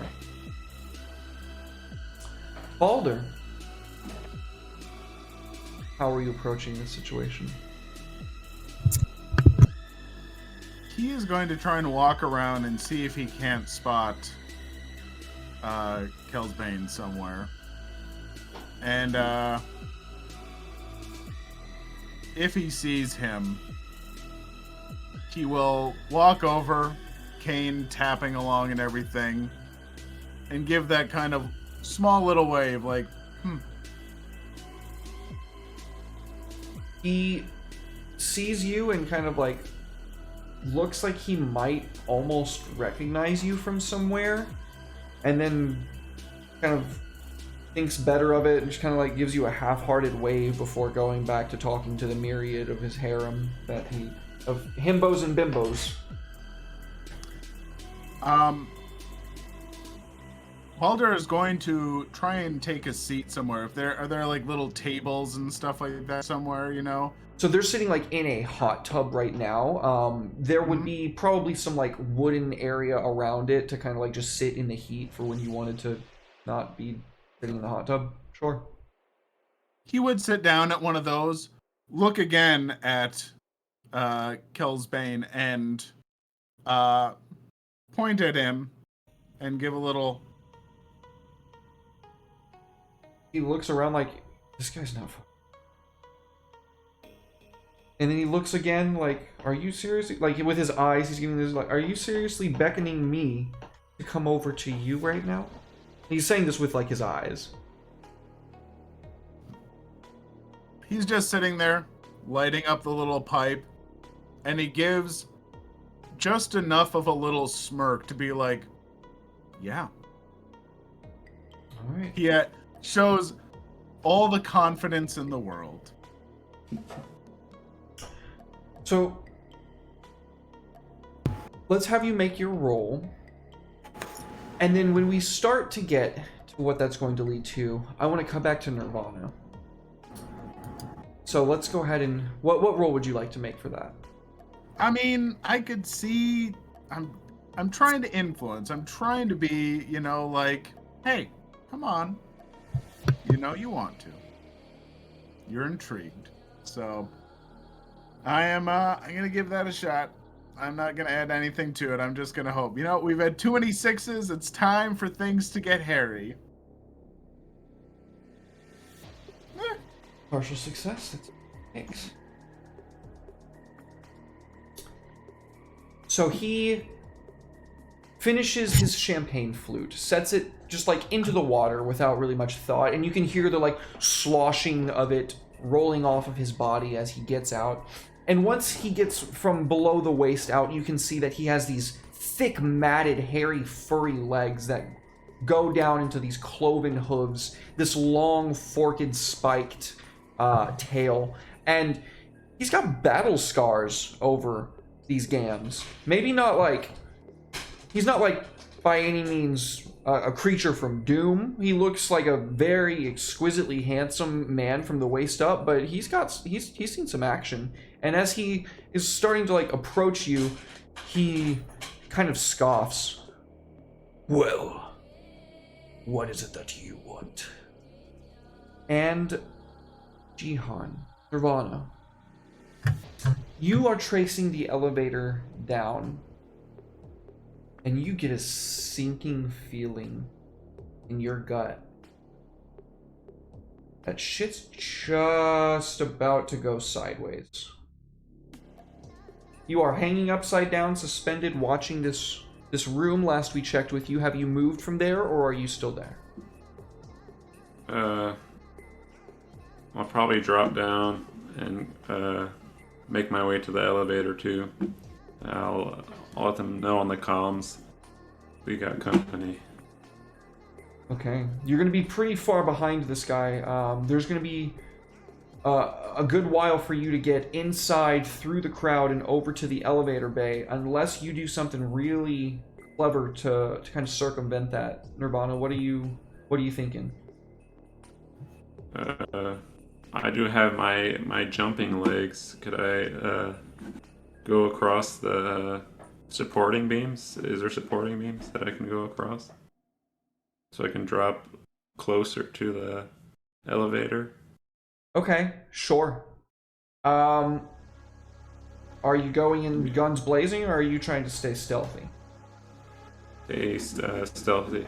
Okay, so this sounds like either another stalk or prowl check to me. Okay. Alright. What position? Is it still risky? Yes. And the effect? You are using an item which is kind of allowing you to do something that you wouldn't normally be able to do otherwise, so I will say that it is a standard effect. So I'm gonna prowl again. Give it to him. Jihan in his luck, man. You get there fast, dude. Yeah, tell us what happens, Jihan. So he's gonna find a solid spot in the HVAC system and just kick off and kind of do like a little, Beast from X-Men, like an acrobatic across the ceiling and be as smooth as possible. Very nice. Two others, I'll just be the blur, Yeah, absolutely. Fantastic. You are stealthy and fast as fuck, boy, and you get into position just after him. Like you cut somebody off who's about to take the next elevator, and you're like, nope, bing, and you close the doors behind you, and you start descending after him. So that is 3 ticks on the progress clock. What is y'all's next move?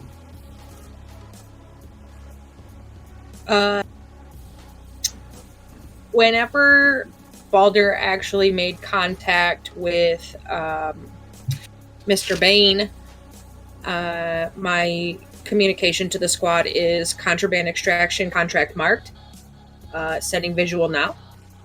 And then whenever Nirvana says that things are not okay, I want to move my personal camera focus while continuing to feed Balam the visual on Balder. I want to move my personal camera focus to Nirvana's closest ping to follow where he's going to get eyes on whoever it is that he said isn't a buddy friendo guy.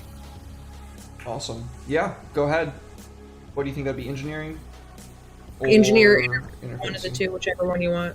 I would be fine with either one because you are engineering the systems or interfacing with them.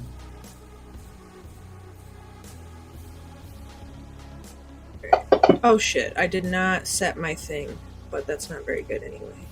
What are we in, risky still? We are still in risky. And Actually, then that was a success. Yeah, no, we're still in. We're still in risky for now. We'll say that. Okay. Much.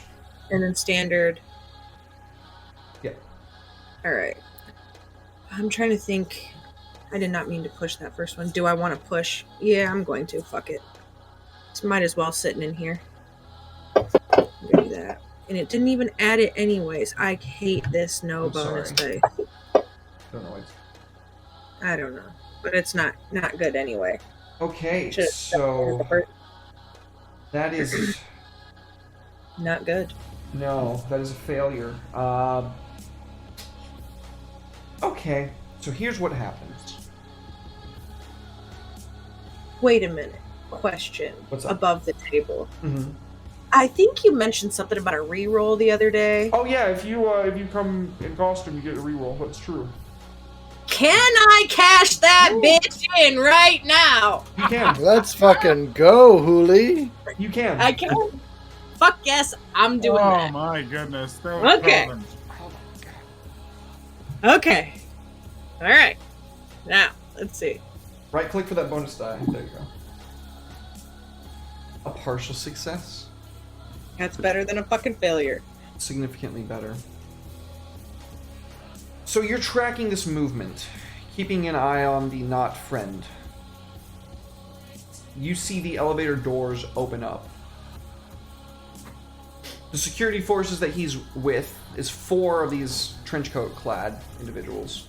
They very quickly come out, secure the perimeter, and they begin having their conversation with these other security forces that are down here, getting caught up on the fact that there is now another individual down in there with Mr. Bane. Not friendo guy takes a single stride out of the elevator. And Balam, you feel your hackles on the back of your hand, on the back of your neck, like stand up, like this animalistic almost, whatever little bit of mammal is still left within you in between the cybernetics. Wow, rude. It's, well, you're cybernetic. You lose some humanity. It's a mechanic. I'm still a mammal. Okay. I still got teats. I still got hair. Still got teeth. Still got hair. That's fucking funny. Put that on my epitaph. That says that. That's gotta be. If ever there was a shirt for this. I still got have to teats. play. I still got hair. Gotta get Natalie to draw me a shirt that's got like fake titties on it. It's like I still got teeth. I still got hair. You got hair. Uh, It's got to be like in big cyber font too. But anyways, yeah. So I feel the hackles like raise. when he strides out, you can see this singular burning eye in the middle of his forehead. Last Whoa. time you saw this person, Cyclops was just their call sign because they were able to see magic. They were able to look at a situation and pretty quickly determine how to get the outcome that they needed out of it. They were called Cyclops because they were observant. And it seems that at some point, since you split off, their observance cost them dearly. Now they have but a single red-hot burning orb in the center of their forehead, scribed with arcane runes. You're closer now, and you can tell this is not a gene-enhanced eye. Oh. This is a hell-forged Arcanotech eye. Center. And it... So I'm gonna. Sorry, go ahead. No, you first. It very quickly takes in the situation with these observants. Go ahead. So I'm gonna mutter to the next one, the closest person next to me, and just be like, if anyone asks, just tell them my name's Nemo. What? Nothing. Don't worry about it. Klaus gets it. You can hear this sub-vocalization cutting into your airwaves below. Ah. Gross. Don't like it. It has been Thought I had someone for that. my old friend.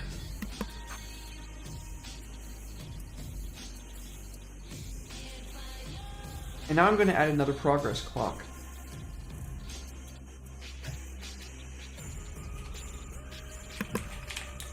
Oh. I'm glad I dropped enemy earth.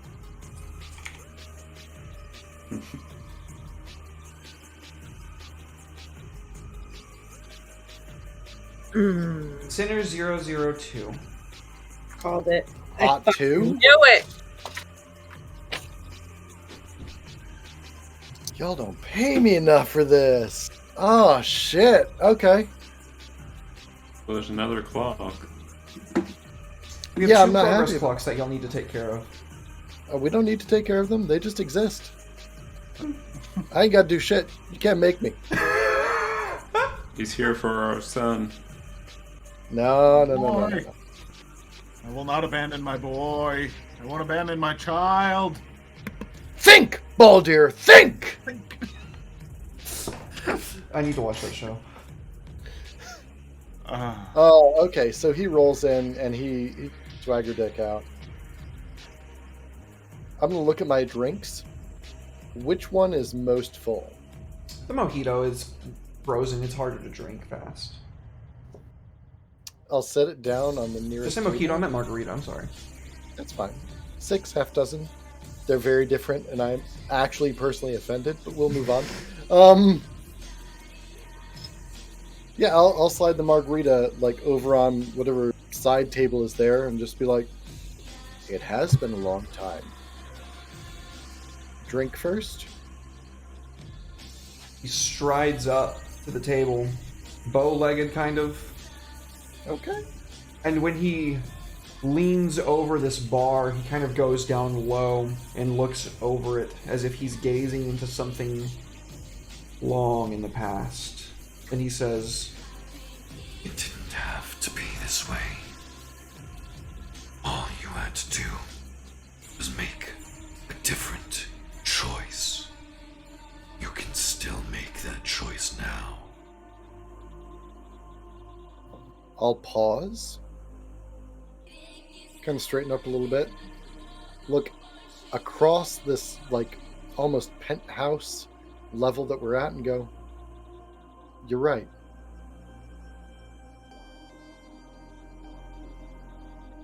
You are right." And I'll set the beer down and slide it towards him. And I will pound the margarita.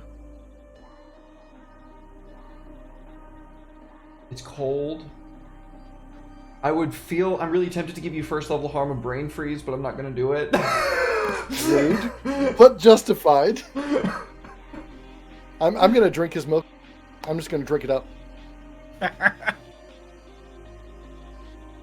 He licks his lips for a second, and then you can see his jaw kind of distends like a mandible and kind of breaks apart in segments. And he just kind of clacks his neck back and forth. I guess this was the way that it was always supposed to be. And you can feel this surge of energy, like all the warmth in the room just got sucked into his eye.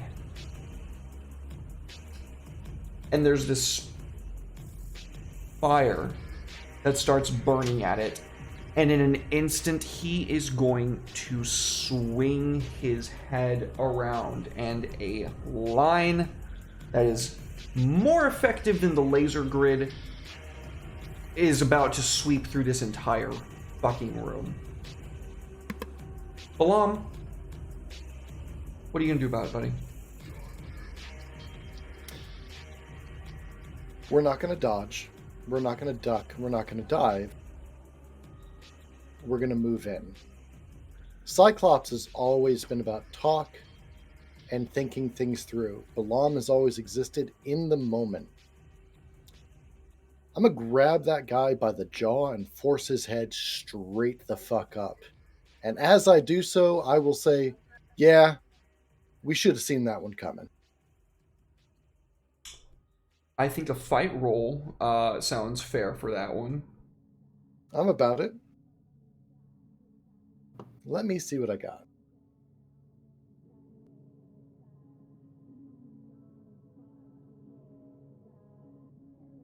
Getting crazy. Well- What's up? While this is What? happening, Nirvana will be in the elevator coming down with the elevator music. Just waiting. tapping his foot to the tune. Beep, beep, beep, beep, beep. Yeah, we're gonna. As we do this, I'm gonna grab his chin and say, "Should seen that coming. Just you and me?" I'm gonna invoke the code of the street. I'm gonna put it on him.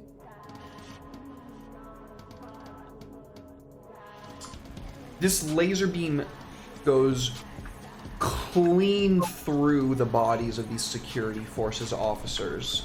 And you can see the wall behind them scoring and searing all the way up until it just falls short of you, leaving the secretary, every other last trench coat clad, and probably people in like the general area around where this beam ends, because it did not stop at the walls, into multiple pieces.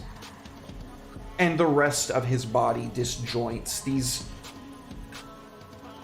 His skin is like dermal plating, but the sinew beneath is pulsing with this argent, hellish energy. And as he unclacks and gets down into this kind of bestial stance, a roar fills all comms channels. All right. Yeah, we're going to definitely do a fight check to keep that from burning the balls off. Okay. We're going to push. That's 2 edge, right?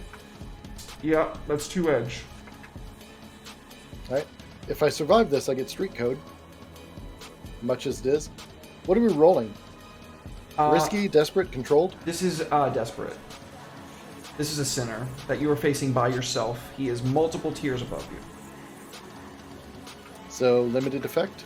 Yep. About it. On subvocal comms, we've got a very short extraction window. Let's see that die. I don't know if... Maybe...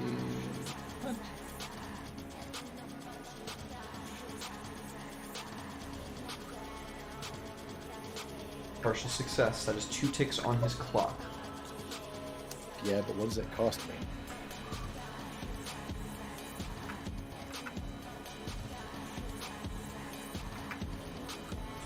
He is going to utter a few words in a language that I don't know if Balam is very familiar. He was always the more cerebral one. Yeah, I don't think Balam is very familiar with the infernal tongue that he is invoking. But when he begins speaking these words, you can feel reality bucking around you as he is telling the world, you are like this right now in this space, and the world is trying to resist that. He is casting a spell, and he is going to be inflicting 2nd level harm on you. Hideous laughter. As he is cackling at you, he's trying to trick your fight or flight response into freezing. Okay. I like it. I like it a lot. We're going to test that down. We're going to test it down with willpower. And we're also going to throw in... Where is it?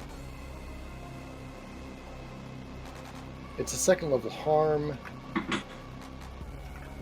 I want to use my skin implant to test that down, but it doesn't work. What I'm going to do instead is we're going to actually use one of my other special items, light armor, which is a 1 load. Okay. That will reduce it to 1st level harm. Yep. And then we're going to test it down. Okay. Which I think is just a... Yeah, there it is. So I take 2 more edge. There it is. No harm. Nothing. Very nice. So he goes to invoke my flight or flight, and he begins cackling, and I just begin laughing right in his face as my hand just starts to crush that jaw. Oh yeah. So Let's see what everyone else is doing. yeah, I was about to say. So Nirvana, the elevator doors ding open just in time for Hanan to have seen another security force approaching from the other side of this bathhouse. Hanan, do you give him a heads up? Mira, traps. Incoming. Shit's going sideways. Let's get it together, kids. You can hear. And then Sorry, go ahead. Konyo, be out. You can hear gunfire erupt. Like when you stick your head out, Nirvana, you can hear gunfire erupt out down this hallway, causing Balam and this other hideous-looking abomination creature that looks kind of like the guy you saw upstairs, like backflip out of the way as like Gauss rifle rounds and electromagnetically charged rounds like perforate what was left of the secretary's body and obliterate the desk. What do you do, buddy? I'd like to think that on the way down the elevator, I would have my weapon ready. Yeah. Aiming down the sights already. Would I have a clear shot of the Cyclops as the doors open? So Balam invokes something called Street Code, which I believe means that if anybody interferes with it, you're actually going to hurt him. Is that right? Oh. I think he might have stepped away for a bathroom break or something. So Street Code is a specific thing that goes on his ability. I will double check on that just to be safe because I don't want to negatively impact him. Yeah, he is dueling them. So if you fuck this up, you're going to lose the crew experience actually. So this doesn't just affect him. If you fuck it up, it affects everybody. Okay. I'm gonna suggest that you focus on getting to Balder and rolling with the plan that I have coming at you after you do that. Leave Balam to do what Balam does, called fuck shit up. There is also a security force in between you and getting to Balder. Yeah. This security force, when I noticed it come in, is it one that we would recognize as the other saint coming in? Like, everybody is converging at one point at a time? That's a wonderful question, Huli.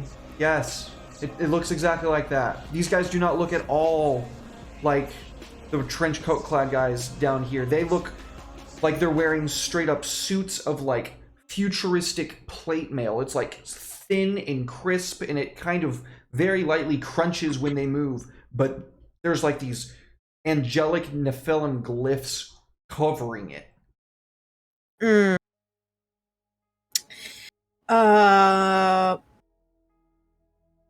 Fuck. Balder? Yeah. Uh, He will give the very quietest yes.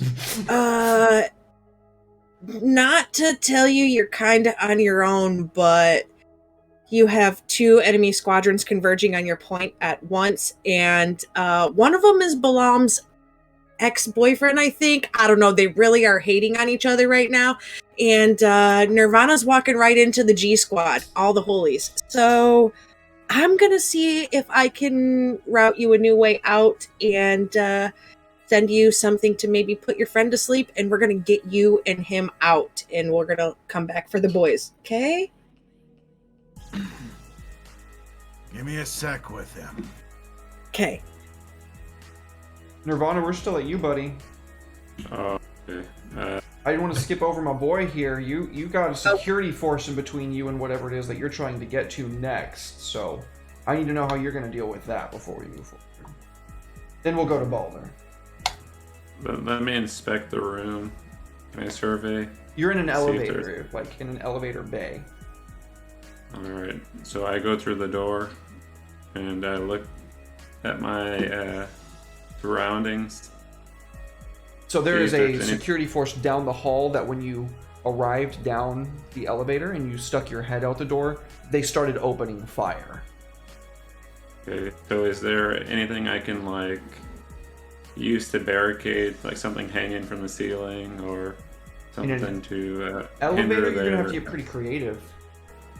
I mean, when I go outside the elevator, do I see Oh. anything I can?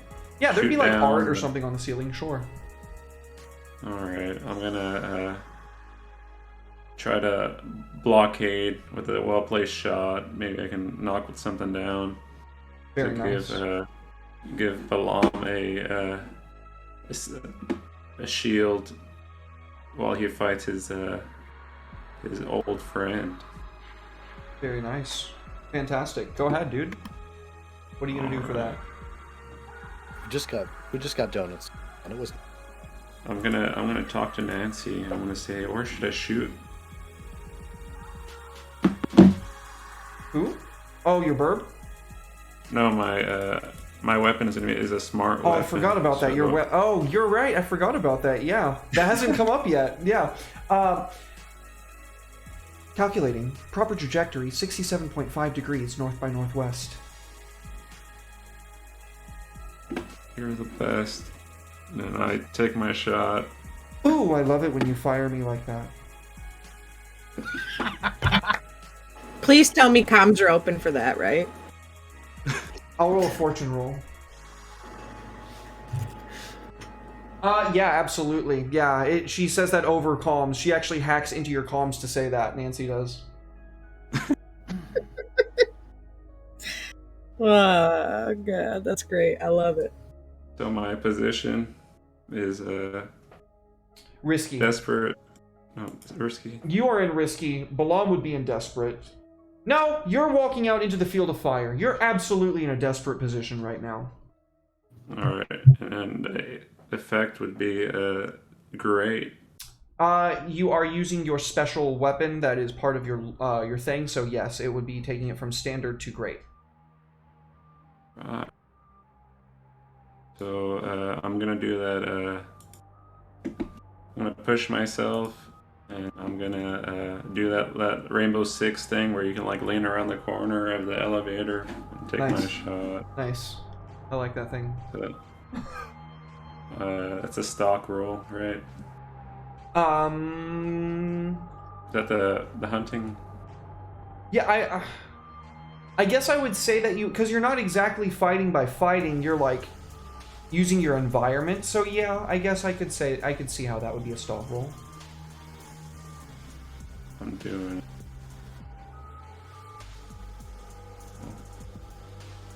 Partial success with a great effect. Okay, so you shoot this chandelier that is made of like multiple big blades of metal, and it looks like it's not going to fall for a second, so you get ready to make a second shot, and then before you know it, it snaps, and as it's flying down, it is going to inflict first level harm on you as one of the blades of the chandelier cuts into your arm. You're going to get slapped on the wrist. That's smart.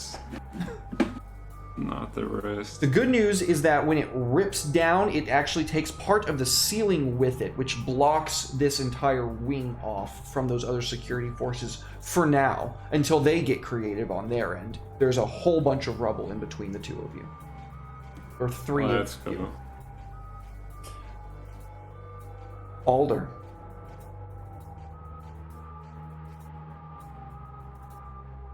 Are we hearing all of this noise? No, Where it's we're actually a at? very large level. It's far enough away that nobody seems to have noticed anything yet. Well, I think while all this is happening, Baldur has taken the opportunity to stand up and start approaching. And he'll be saying, "Name's Strong. I believe we have a mutual acquaintance. A stain on the bottom of our shoes. God, what's the name? I'm forgetting it. Winston Mogi. Mogi. You got a lot of nerve bringing up that name on my birthday. No shit. The guy's a real pain in my ass. But he says that you're a pretty smart fella. Someone who likes to get things done, who likes power, who likes money, and who likes to fucking party. So, I have a bit of a proposition. Moving some, expensive stuff, and he'll, like, you know, pull back his coat a little bit and pull out 2 vials of Red Rock, and he'll go, potent stuff, pure as can be, and I've got literal metric tons of it ready to be moved all over the city. You can see him scratching his neck as soon as you pull it out, like uneasily. Kind of like shiftily eyeing it and then back to you, but he's focusing on those vials pretty intently. Yeah. He takes them, and I'll say right now, Red Rock is a popular drug which induces a dreamlike state. The victim of this crystal is not fully unconscious, but rather retreats into a calm, suggestible mental state similar to hypnotism. And he'll like pop open one of the vials, slide out one of the crystals, and just take the tiniest bit and just touch it to his tongue and... So, what do you say the 2 of us get into a nice, relaxed state, and we discuss just how much fucking money you want to be rolling around in by the end of this month? And he'll slide out one of the vials of crystal into his palm, and then he looks at him and he goes, I'm sorry, that's rude of me. I'm talking to literally Kel fucking Bane here. You're a guy who can handle his shit. I can fucking tell. And he slides out the second dose and holds them both out to Kel's. Yeah, Kel's very greedily looks like he just like reaches his hand out and then stops himself because somewhere deep in there his dad tried to drill some sense into them. Let's see with an extreme effect, controlled position, how you do this, Belder. Alright. I'm doing some influence here. It's what I do. Influence people, and oh my god, am I ever pushing myself. I am no fool. I know how bad this could go, so really want this part to go well, please. There you go. That's 6, baby. That finishes out that clock. As he, like, hesitates for a second, Balder, like, pulls it back just a little and looks at him and goes, unless it's too much. Instantly, he just snatches it out of your hand, crushes the whole thing into a line on the table, and just slams it. And when he comes back up, you can see, like, the stars in his eyes, like, twinkling, and he just... Oh, yeah. Slides easily down into his chair. He's gonna put a hand on his shoulder and go, come on with me. We're gonna talk about, I don't know, just what fucking buildings in this city we're gonna own by the end of this shit, huh? Oh, I want the biggest fucking one.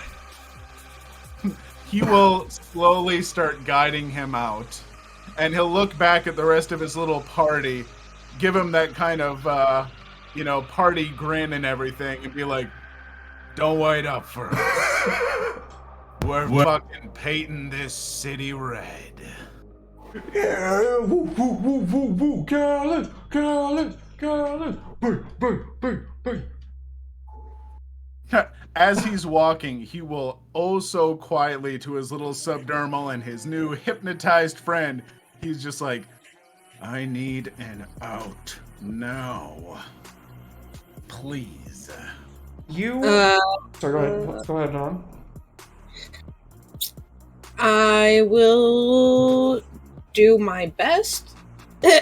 Actually, what I want to know is from you, Mr. World, what is between the sauna place and the security gate where the shenanigans is happening? I know Balder had the opportunity to change somewhere in the middle. Is there locker rooms, anything like that in there? Someplace maybe with the ventilation shaft that things can get moved through? I don't know. 100%, yeah. Okay. So before you do what you do, Balder, as you leave this sauna area, immediately you come out into mass carnage. Everything is destroyed. There's multiple bodies split into pieces of this battle that's going on between Balaam and Cyclops. And in fact, you have to like duck down upon entry as the beam just like straight over your head, and you can see both of them duking it out like hard fucking core. And I just wanted to kind of set that stage before Hanan you're good. said that whatever it is that you were going to do. I wanted you to know what you would be walking into too. This is at the bottom of the elevator bay. On one end is this wing, and then there's another wing on the other that Nirvana has crashed the chandelier in between. Yeah. So I clearly need to set a second escape route if we're going to split in two directions, one with target and one to make sure Balaam and Nirvana get out. So I would like to call in Chopper. Okay. I would like Chopper to come to be like, the second pickup. If that makes sense, like in behind me on my tail. Are you I would allowed like to bring in your comrades after the mission has already started, Soul? I don't know. That's actually like something that I didn't even find in the book. Sure. If not, I'll plan something different.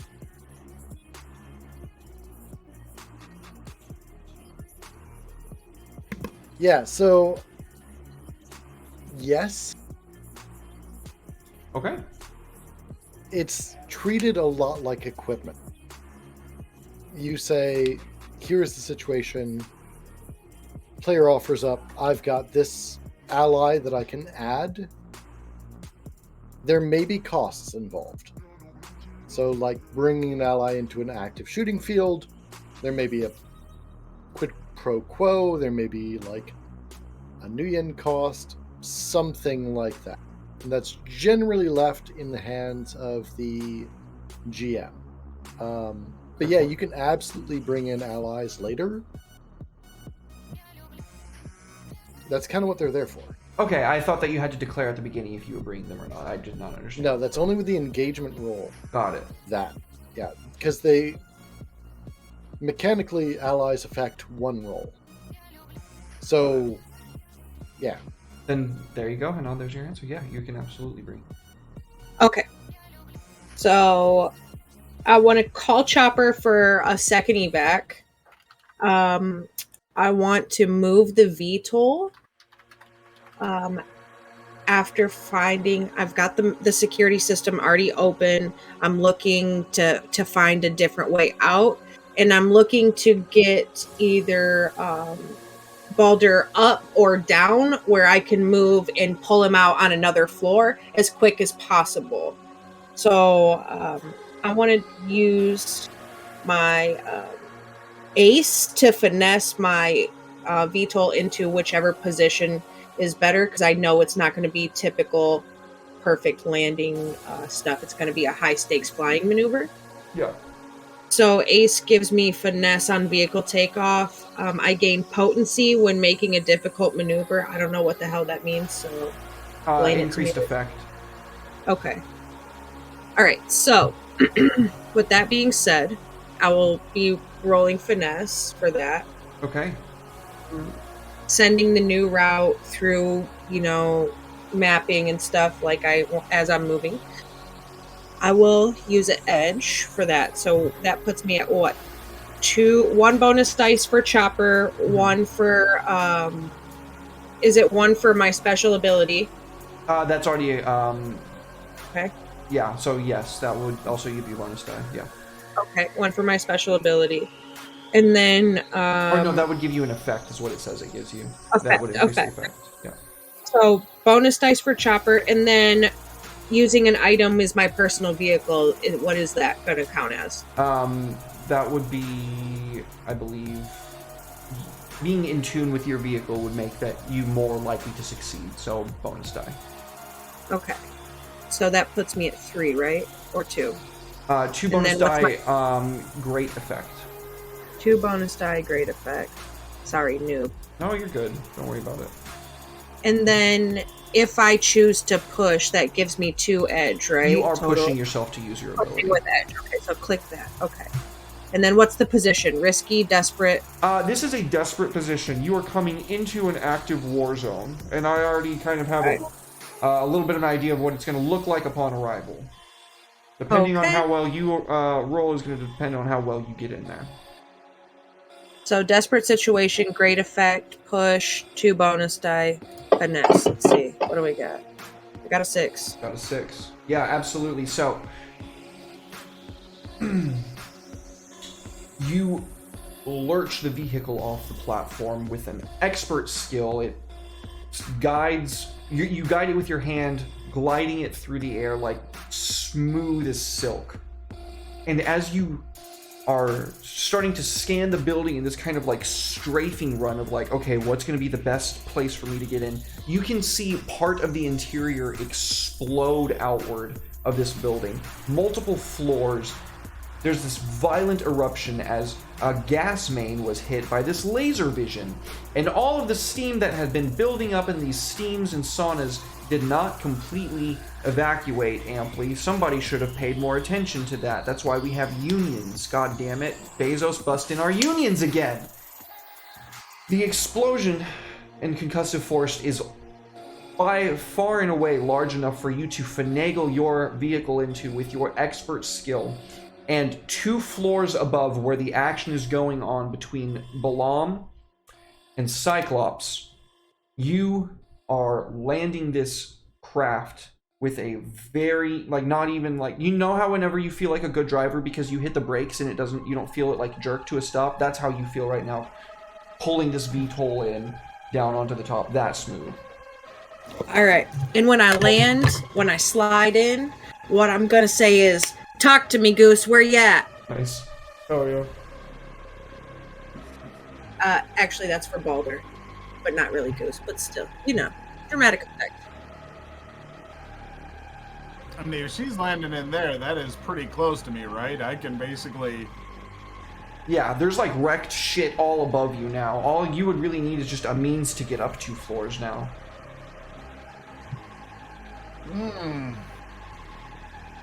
I do not have those means. However, Nirvana, I'm going to point at you.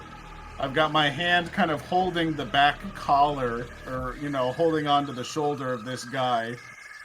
And I point at you and go, get him up. Alright. And I'm going to look at Mr. Bane. And, you know, since I got this influence over him, go, you're going with my friend. He's going to take you up for our ride. What's going on to my nightclub? It's all brokey. I told you this shit was good. Now enjoy the fucking ride. Oh, I think I'm having ego death right now, dude. Hell yeah. And as he says that, he is leaving, getting this guy up to that thing to our jumpily enhanced friend. And let's see. So we got, how is there any of that security detail left? Those little angel folks and stuff, or because It looks like they are very quickly starting to break through that rubble with some sort of concussive force. You can hear it like a fucking claymore just and like it looks like it's starting to shake this side the longer it goes on. They're accompanied by another saint. I strongly suggest you get your asses moving. I gotta look at Ballum because I've heard, if it was over the comm that he said, street duel, it's like, I know I can't interfere. This is a bad situation for,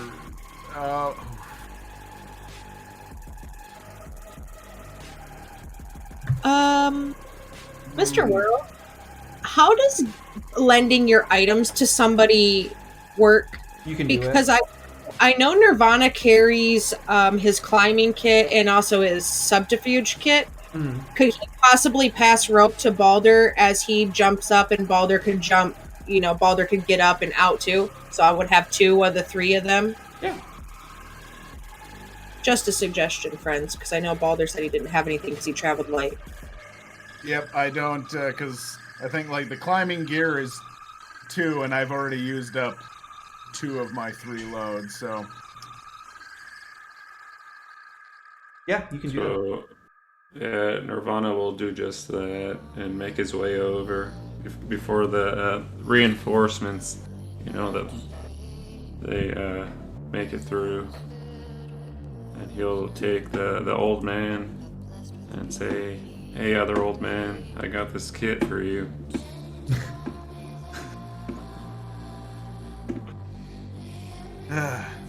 He'll take a rope that's gonna get him up there, and he will look at Ballum and be like, "We gotta go."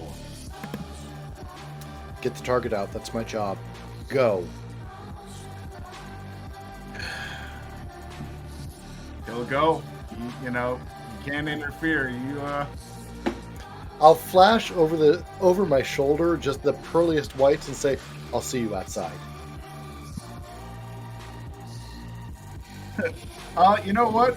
That'll get a real,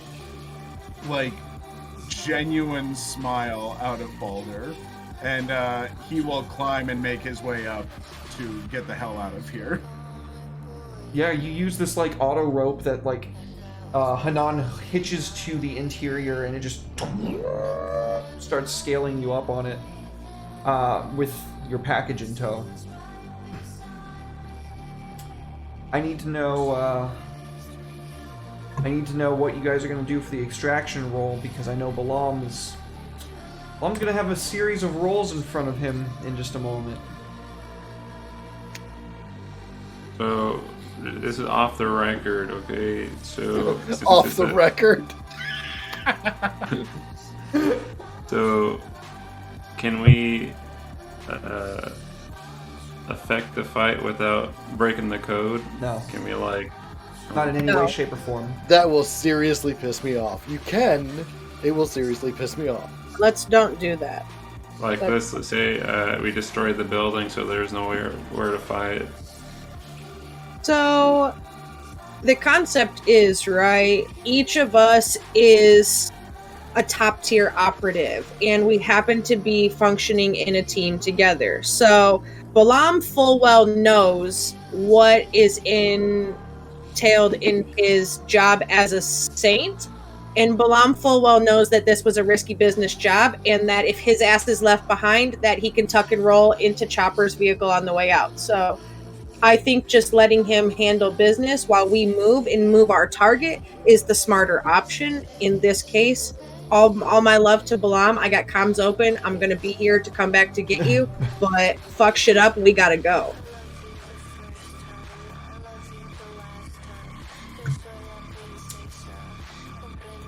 Nirvana, you haven't made very many rolls this go around. Would you like to get the extraction roll done?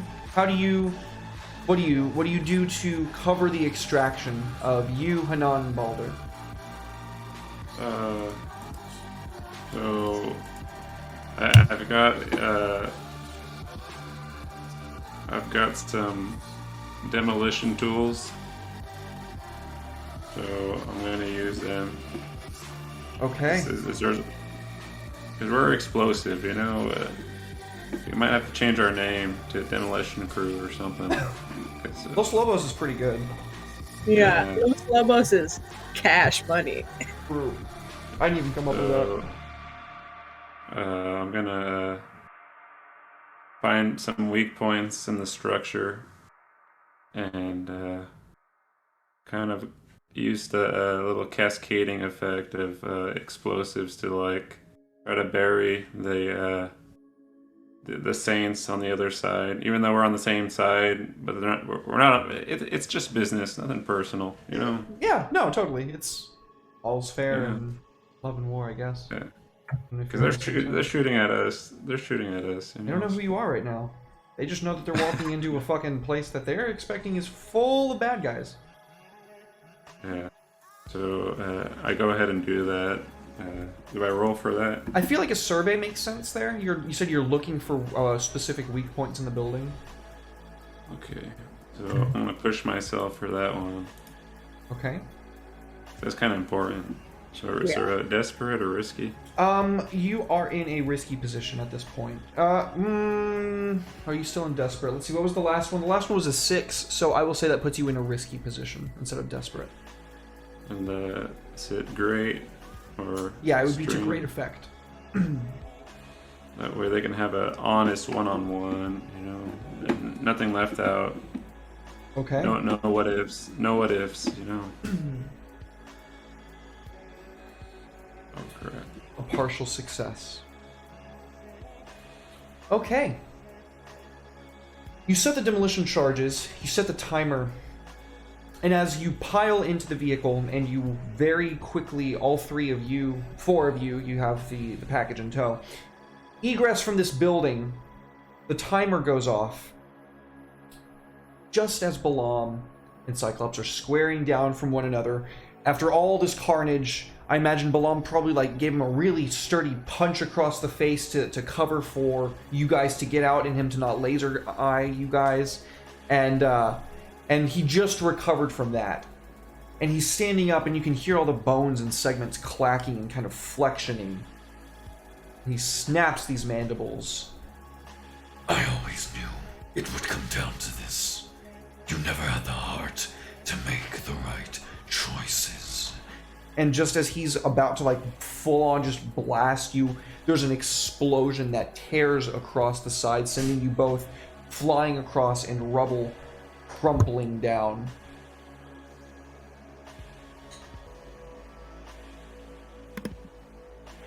You're dazed for a second.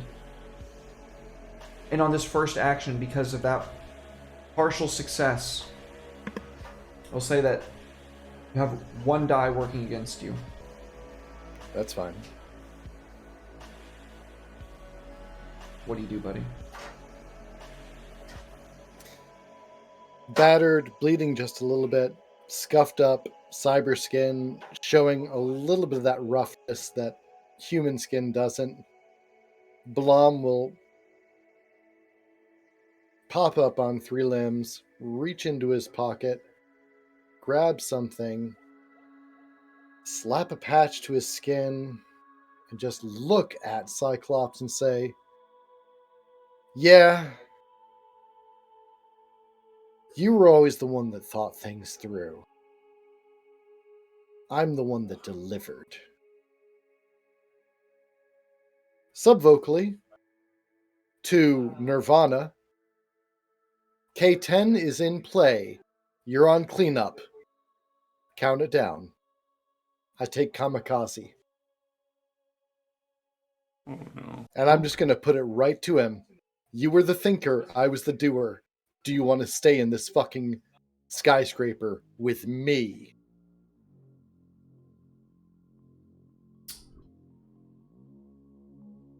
He thinks this over for a second. I give him that much respect out of the past that he can just dip. Everyone else here is going to get fucking ripped. I want you to make a roll for this to see how effective that is. Oh, I'm super happy to do so. Command? That sounds fair to me. Alright, what do I got on it? Let's see. I'm using Kamikaze. I want to say that's going to give me something else. Yeah, In this, what exactly does kamikaze say? I know it's a drug that's like a fucking super soldier drug. Yeah, it does not fuck around. Kamikaze. Dose of the drug. Strength, pain tolerance, irrational aggression for the span of several minutes. Italics. The GM will modify your position effect accordingly when you fight on kamikaze. Also, you suffer 2 consequences. You can't tell friend from foe, and you can't stop until they're all broken. Sure, there are other combat drugs with less side effects, but real-ass motherfuckers take kamikaze. I'm putting it on him. You can stay here and come at me on my ground. You were the thinker, I was the doer. How do you want it? I think that would be a controlled position. Can a devil spark in you? A dragon's deal. A dragon's deal. Okay. What do you want and what are you willing to give up? I want risky, great. I don't want controlled. This is not a situation that is in control. Balam is throwing the dice and saying, fucking call it. You stay here and maybe you stop me, but we both know how that goes. I've won every other time. Or you leave and you lose this fucking fight guaranteed. I want risky great. I want him to do it to me. Okay, but he's gonna get to try to blast you with his eye laser when you try to close in if he does not take the bait. I mean, that's kind of part of the risky part. Okay. I'm willing to put it to that. Give me the hurt. Let's if he go. wants to try and close in, it's not going to go well. Let's do this. Bonus die from Kamikaze? Yeah, definitely. Okay. Risky. Great. Bonus die. I'm going to push. I've done a devil's bargain. There's no chance that I can get covering fire from Hanan or Nirvana. I would not without them interfering with the duel. I'm not in control of their characters. It's up to them. I mean, I don't have to directly interfere with your duel, but Mhm. I can launch some shit relative to your position that could fuck some shit up. Maybe tear up the terrain, make it a little difficult. I got that for you, bud.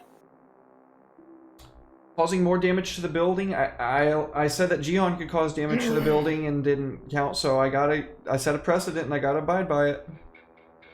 So is that an assist or is that a setup? I It feel like that sounds would more be a like an assist. assist. Yeah. That's going to cost you a stress. Can you feel that, Hanan? Yeah, I'll take my bonus die then. go for it. Can I assist too? Can I say you Only can one do assistance, I believe. it? You can do it. I will take your cheering on. I'll say, you owe me a triple, double, triple when we get out of here, bro. That's it. Ooh, Cassie, run protocol soulfire.exe. You get a bonus die, Soul. Yo, Thank you, Cassie. Oh my god. Much love, dude. So nice to see you. Cassie, you are my favorite right now. Let's fucking fight. go. Get Oh. fucked. Hell yeah, that's that critical, boy. That's not a crit. It's not a crit. It unfortunately. requires 2 6s to be a crit. Oh, success. That's critical to me. Hey, Okay, fair. It's critical to me too. I'm looking with it here. that says full success in all capital letters. Mhm. Let's tank it. Let's do it. Tell us what you say. I tell him, Yeah? you always knew, and you always were the thinker, but I was the doer. Make your choice. Slap! And he knows that's kamikaze. And at this time, like, Fire rakes across, breaking the terrain, and he knows that I'm also the more mobile of us. I am well more able to run across broken terrain, shit falling down, and I am on a tear. And I'm coming for him. He can yield the battlefield clean, or he can come and engage. It's his choice.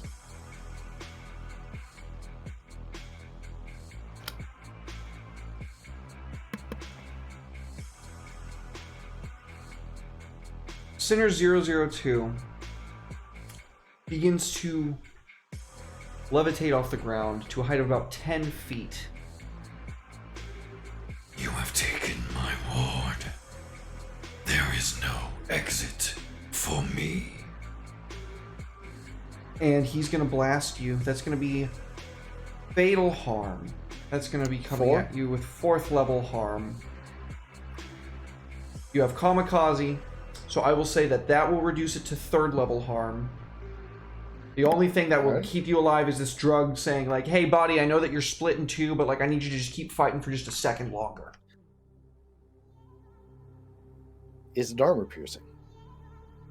Or is it just raw fucking damage? It is arcane.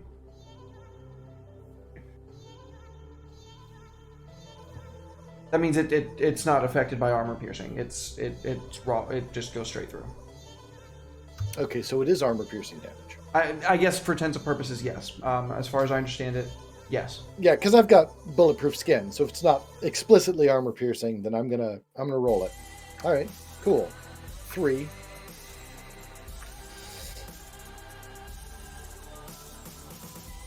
Above table, Mm-hmm.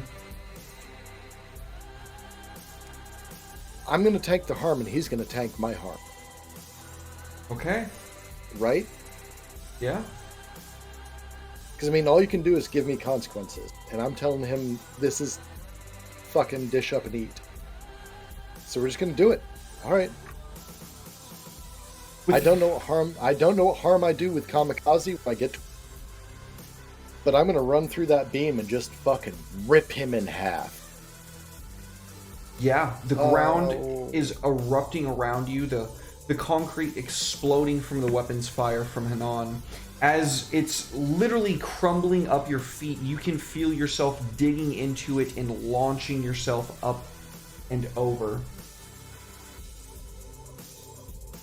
And as you collide into him, his gaze tears across your torso. You can feel weapons, or you can feel systems inside yourself like stuttering and attempting to restart again and again. And you take 2nd level harm because you resisted. I'm gonna rip his fucking jaw. Give it to him. You collapse into him. We just see blood like cake across your face for a second, and then like the camera like pans over to just you hanging onto him by one arm above this collapsing building with fire and explosions beneath you. There's like all manner of absolute wanton destruction all throughout this building, and you just holding on to this dude thousands of feet in the air, floating on this dude. And as he looks down at you, you can feel him with the last bit of strength he has. He is going to try to turn his gaze upon you. And at the last moment, you sever the jaw from his back.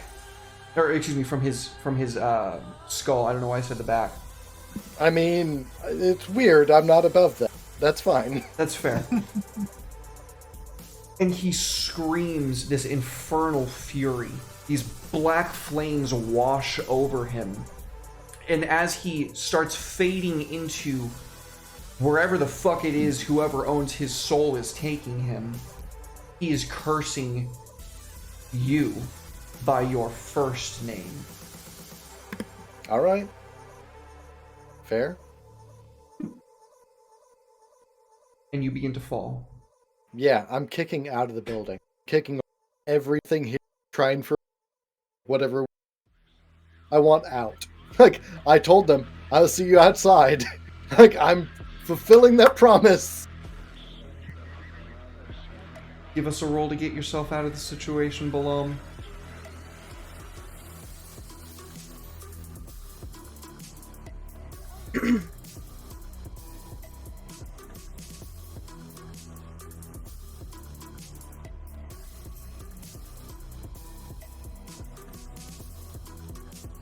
Can we pan to another character?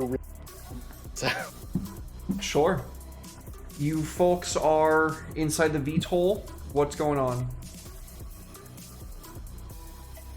I'm making communications with Chopper, sending him the location beacon for wherever Balam is, even though I know that shit's going sideways, because he's meant to be there for assistance to catch him so we can successfully extract with the package. And that's what I'm currently doing. What are you two doing, friends? Not a lot I can do in this situation. This is not my wheelhouse. I put a bow on a package. You did. You delivered it beautifully. Flawlessly. Well, yeah. You got a lot of sixes tonight. It felt great. It's good.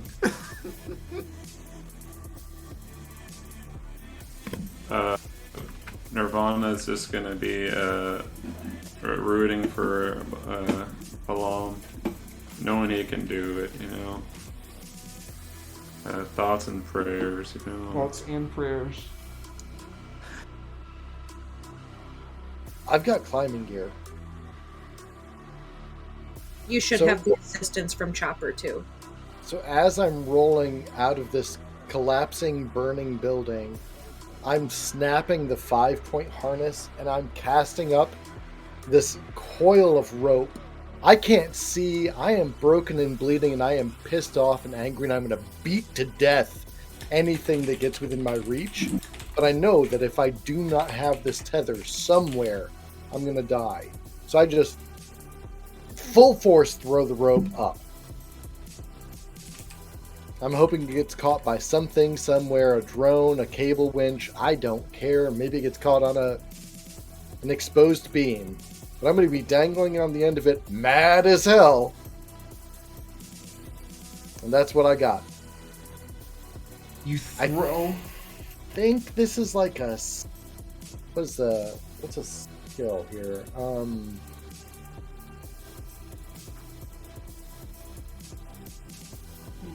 Maybe finesse? I could see finesse. I don't like it, but I'm going to pitch it. I take it. Finesse sounds good to me. Equipment, give me anything? Yeah, you get bonus die. And then you get the other bonus die from Hanan's homie Chopper. Desperate or risky? Desperate. You're falling to your death. I like it. Please don't fucking die. It's going to be hard for me to do, but I can fucking... 2 dice.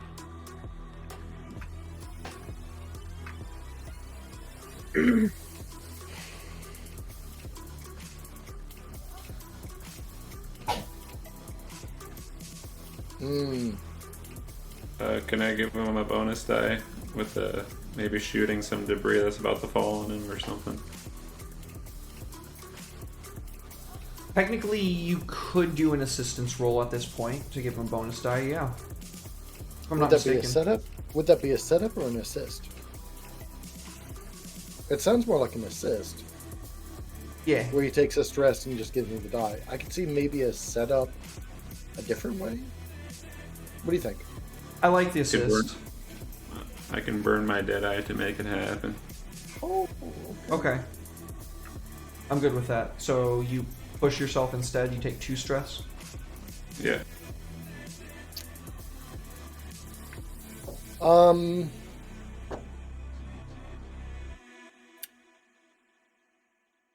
Dragon bargain. Dragon deal. As I tumble out, Cyclops slides past, and I throw them to safety. Cyclops lives. Okay. I love it when my NPCs get to live. I mean, it's your NPC, but I love it when NPCs get to come back to fight again. He was my partner. We've got beef, but I'm not going to just fucking straight let him die in a fucking building collapse.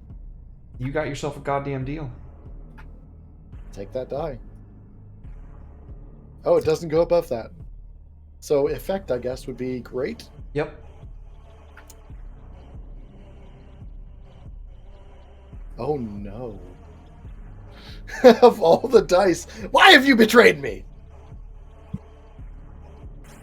The last thing... Sorry, go ahead. Can I... My kindness is not repaid. As I yeet Cyclops to safety, he blasts me.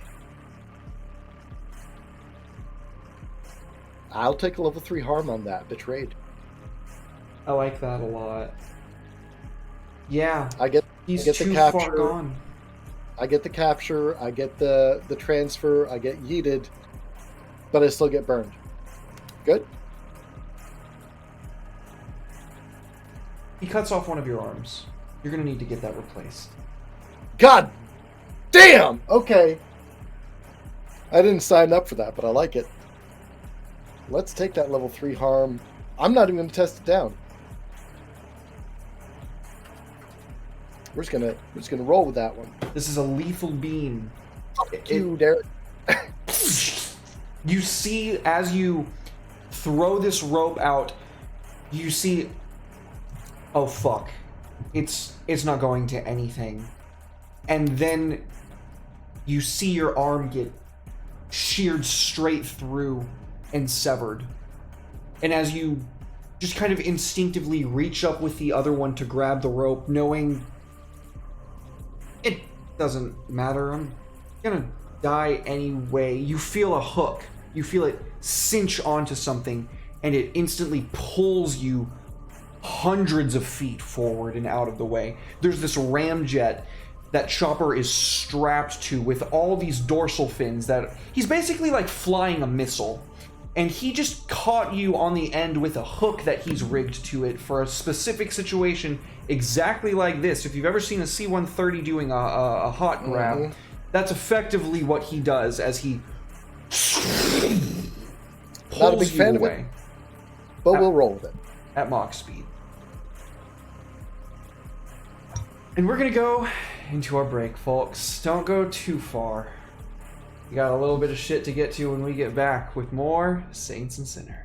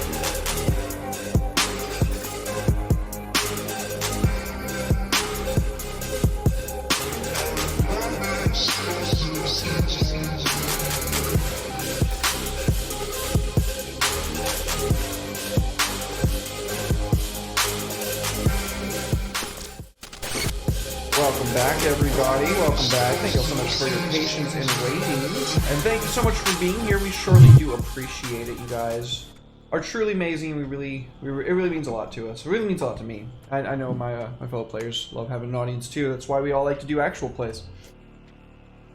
But yeah, so this is and again, just because it's the first episode, this is when we're getting to the downtime phase.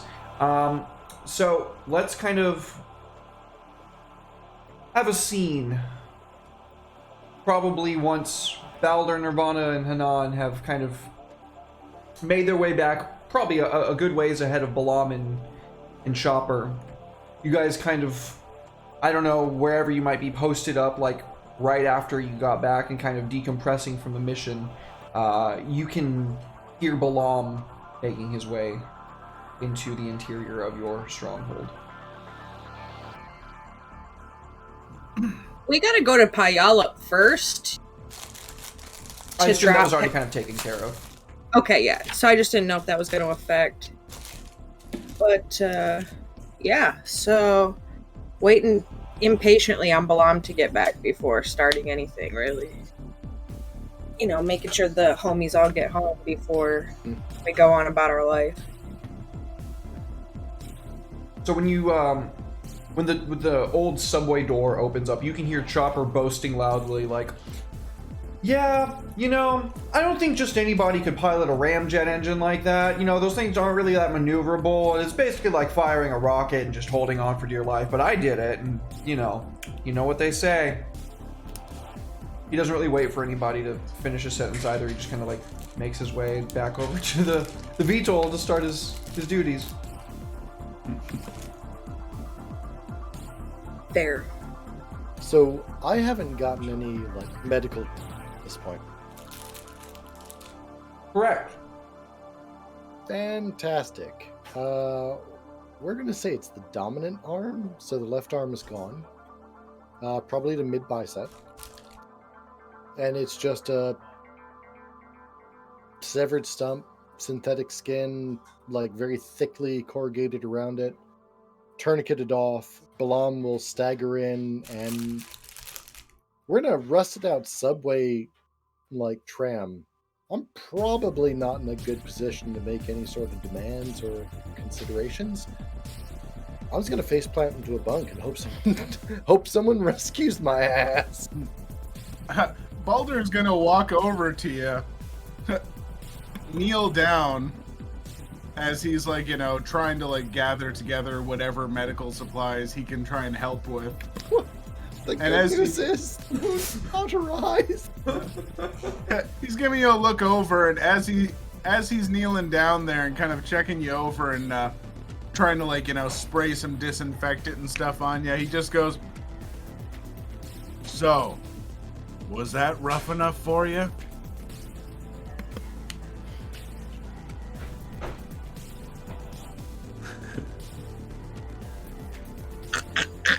I'll give the thumbs up and then start reaching for a beer.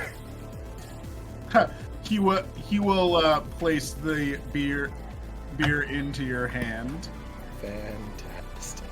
and You're he my will do favorite it right again, now. looking over and probably look back at the others and say, we're gonna need some real medical attention on him. Can I call Maple over? I say, Maple, got a job.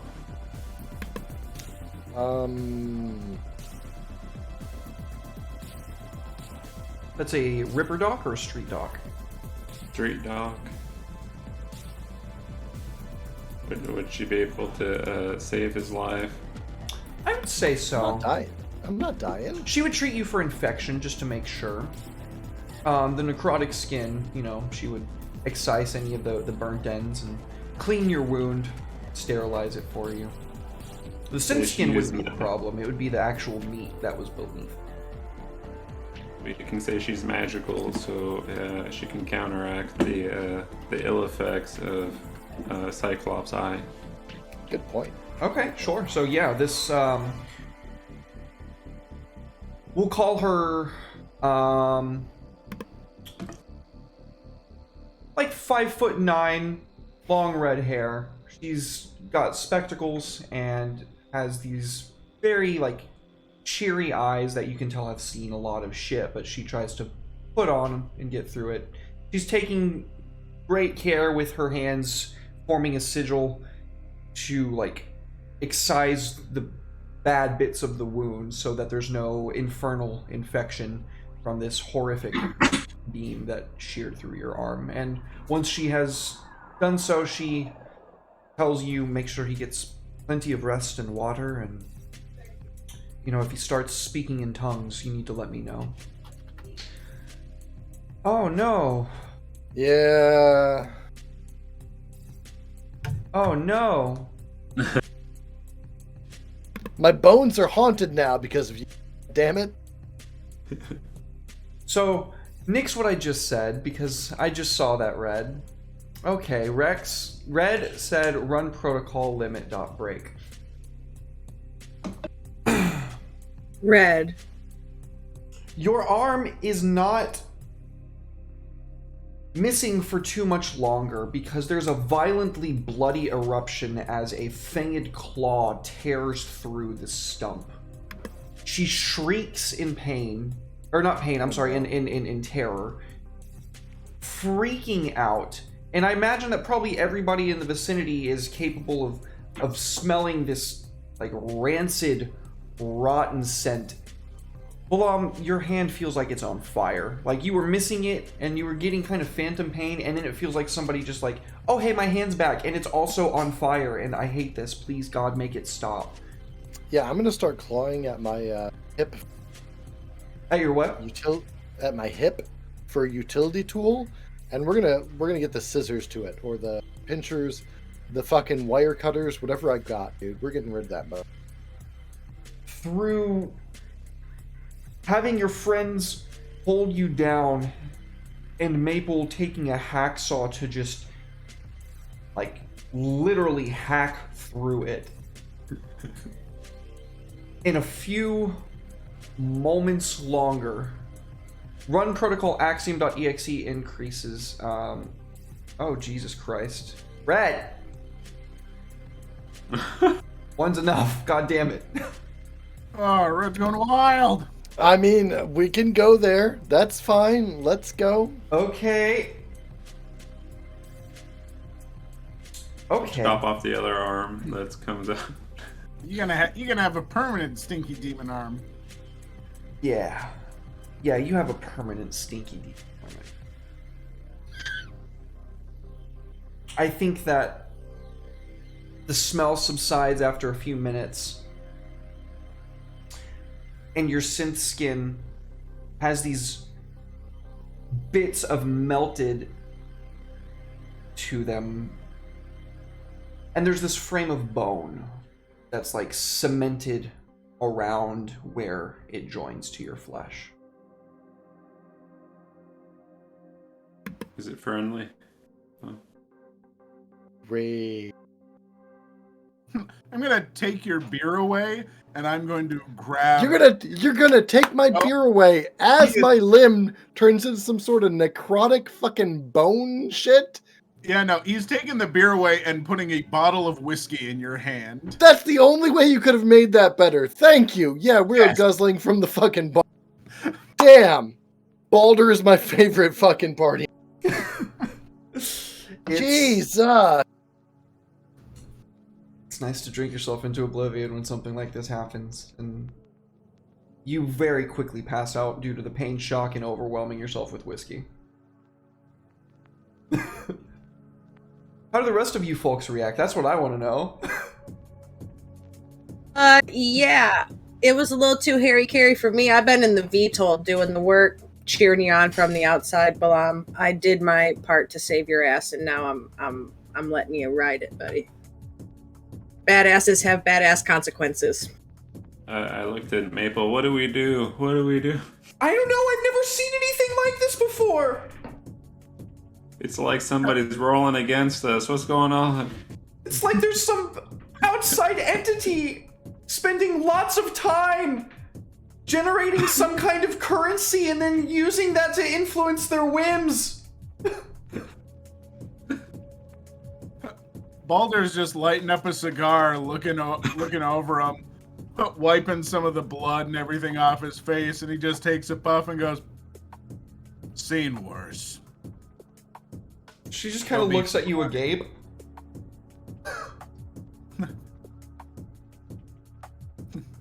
Trust me, you get to be my age in this city, you're gonna see a lot of shit. Privately, I hate you so much, Klaus, but I love you. She just kind of... I've done everything that I can, Nirvana. I'm sorry. This is so outside of my pay grade. Like, shouldn't your people be running tests on him or something? Like dissecting him in a lab somewhere? What do you mean, you people? Saints! Does she know about us? Oh, I mean, you're gonna bring her into her hideout and she doesn't know what you are? Oh, that's true. It's like your one We're- homie, you know? A band of couriers that got into some shit. Delivering a package. That's what we are. That's what she knows. I guess the next arc is finding another doctor to heal said arm. She says, I guess that might be your best course. But they are gonna dissect him if they find out about this. I mean, They're not gonna find out shit about it. I'm not... Correct. And he just smiles happily. I'm gonna Don't go. know a darn thing. I'm gonna go get some fried noodles. Hey, Nirvana, this has been weird. When you said you did some weird shit for a living, I didn't know you meant this weird, but this has been weird. I'll see you later. Thanks for help. Maple leaves. Baldur will look at Nirvana and just reiterate, we don't say a thing. Said you've seen this before. What do we do? No, I've seen worse. Oh, okay. Seen people ripped inside out. Kid's got a fun new arm. Who knows? Maybe it'll be cool. Maybe it'll suck. But it's his fucking business. You're right.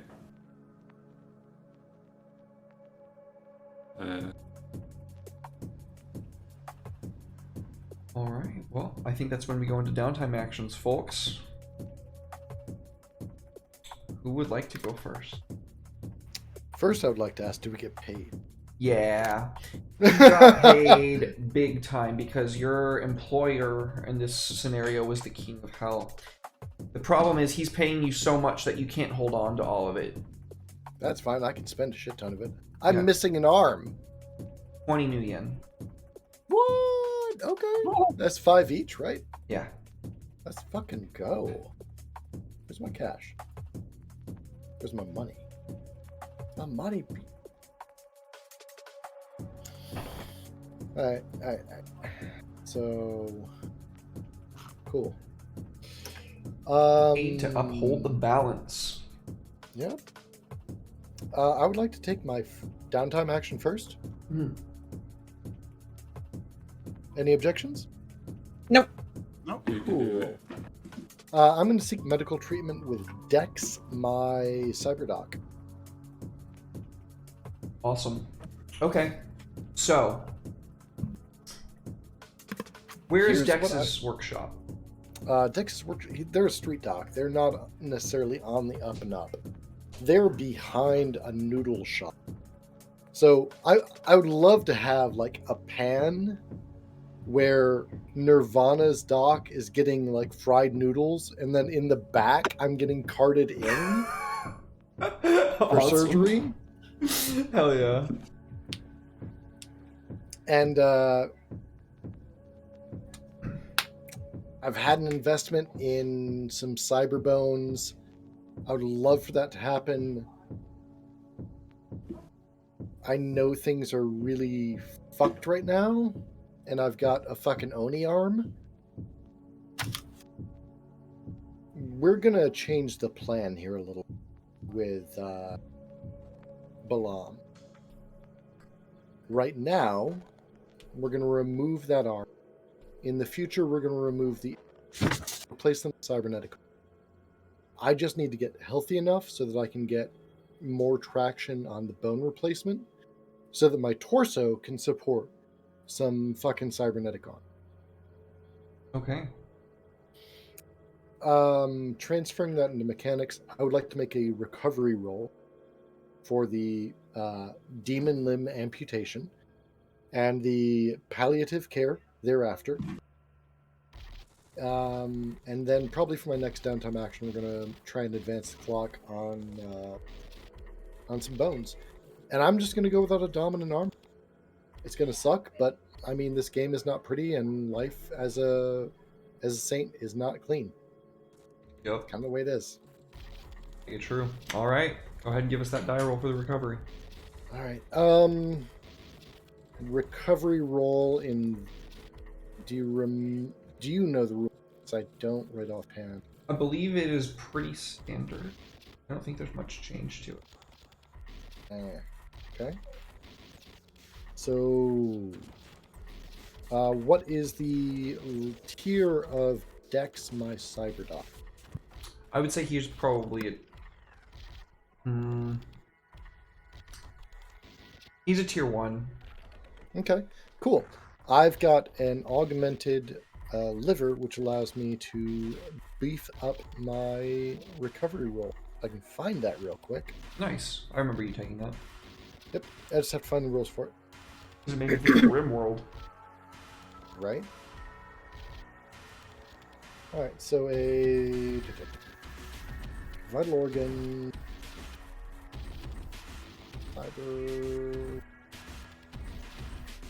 Oh hell, it's an auto tech. Ooh, that's very nice. We're gonna roll my heal, which is tier 1, so that's just a flat d6. You One tick. motherfucker. We're gonna spend a cred for that to upgrade it. That is, yeah, I was about to say that just automatically increases the effect.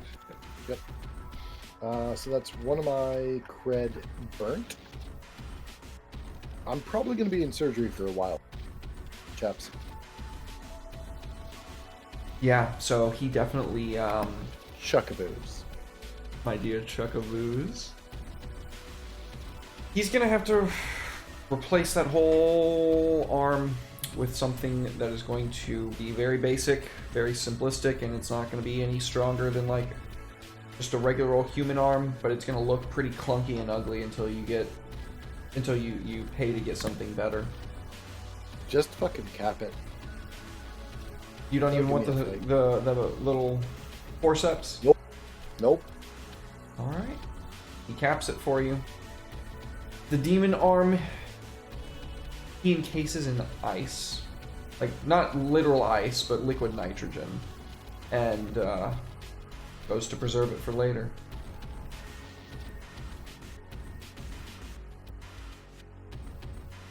Who would like to go next? I was thinking about investing into like a cybernetic mono wire thing. Is that in this game? It could be. Why not? Something that I can always have that doesn't take up like equipment Load. use. Yeah, a weapon that you don't have to take load for. Yeah. Yeah, absolutely. Let's take a look at cybernetics that are available. Because there's a lot. I imagine this would be like probably some kind of wrist or hand augment. So that way I can save my load for some important explosion. You like your explosions a lot, don't you? You're never allowed to say that particular chain of ever again, Gia. I will save my load, not ever. I didn't even think about it like that. That's hilarious. No. No, he doesn't say things like that. That's why it's so funny. Never says anything like that. So that's what's so funny. Okay, so you'd be needing to procure this, or you could just pay for it outright. It looks like, for the most part, you're going to need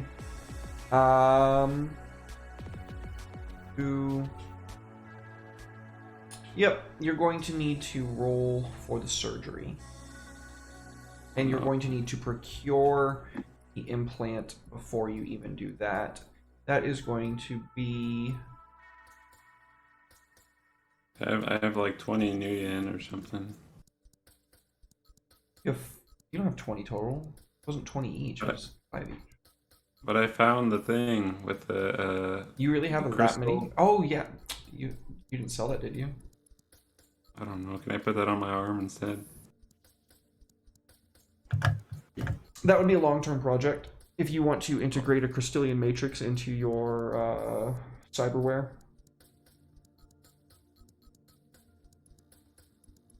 You can do that with your second downtime action. Or actually, it would require both of your downtime actions to get the new implant and then undergo surgery to have it installed. Okay. I just roll for it then. For the surgery? Yeah. Yes.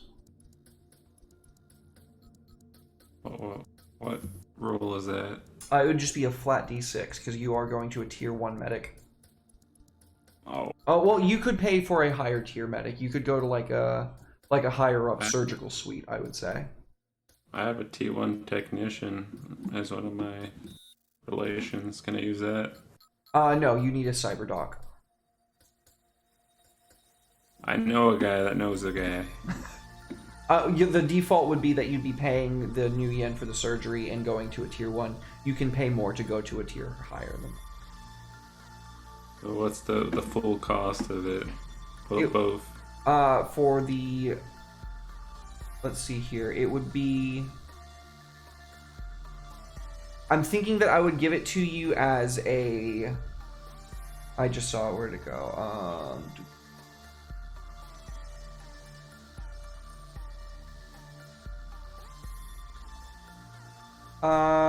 You said that you wanted a mono wire specifically, so I was thinking that I would give you a like a hidden panel that would allow you to just have extra load that would always have that specifically equipped.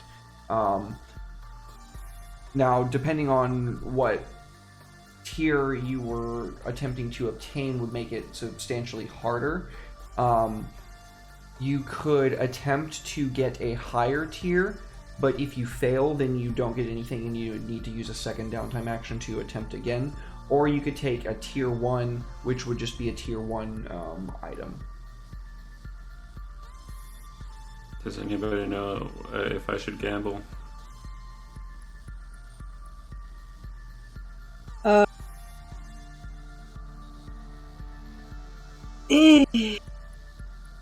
Do you want to lose it completely? I would just roll with it the way that it is. Don't chance it. Okay, I'll go Because with you don't the want to T. take a chance of losing it all entirely.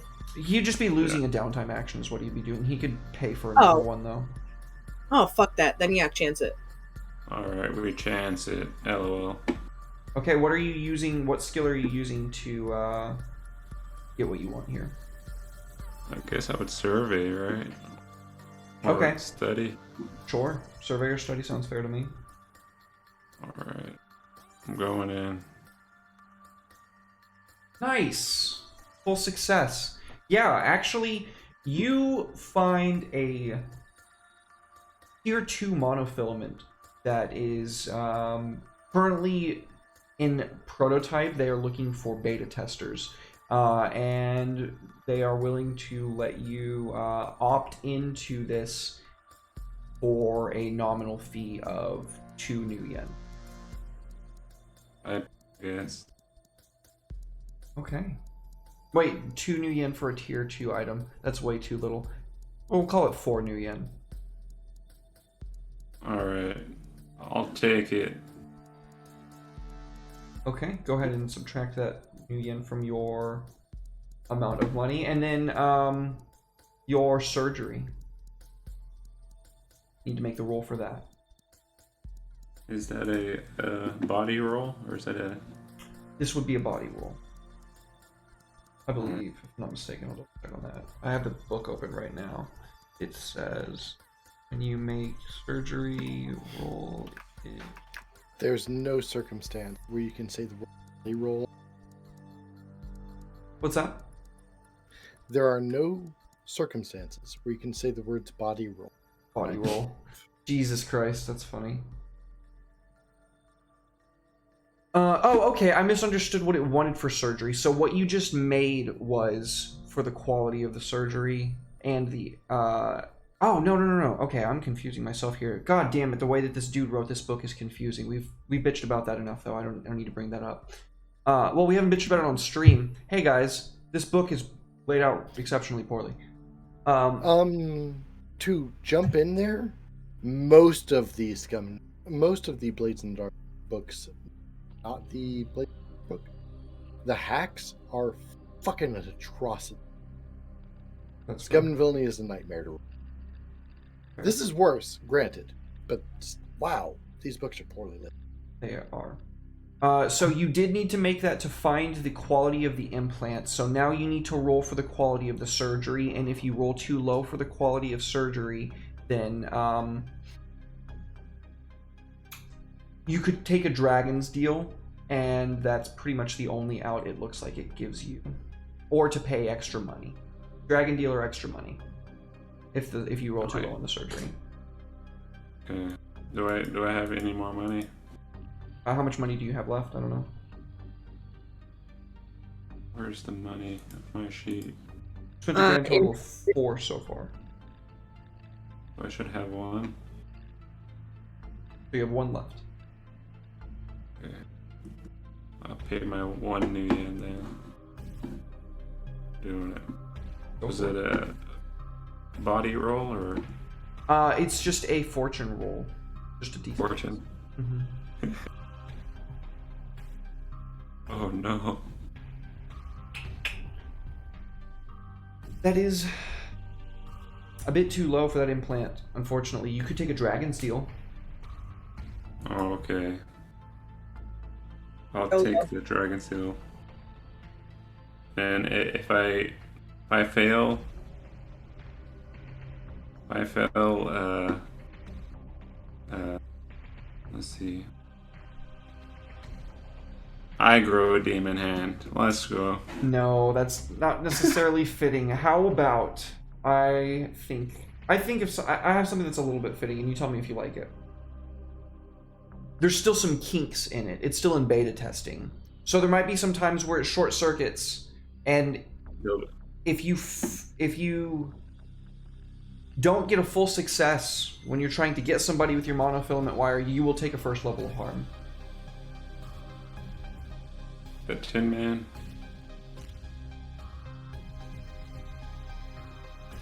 You'll still get what you want, but you could suffer a first level harm if you don't get full successes when you use the monofilament for attacks and stuff. But let's try it. Is that good or not? That's good. All right. Sounds like we have ourselves a deal. Make sure you make note of that because I will forget. Who would like to go next?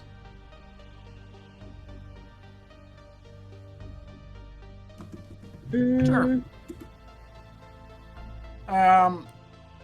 First thing I want to do is indulge my vice, because I got a little edge built up. Wouldn't mind getting rid of that. And my vice happens to be gambling. And I was gonna roll something past you, oh wise and wonderful DM. Oh, he's buttering me up now. Since my vice is gambling, could I bet New Yen and do a fate roll? On a 1 to 3, I'll lose them. 4 and 5, I just break even. But on the 6, I double what I bet. What do you say? The odds are not in my favor, You but know what I like. Yeah.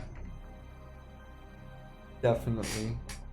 Beautiful. Okay, well, I mean, no matter what, even if I lose them, I still get to do my little.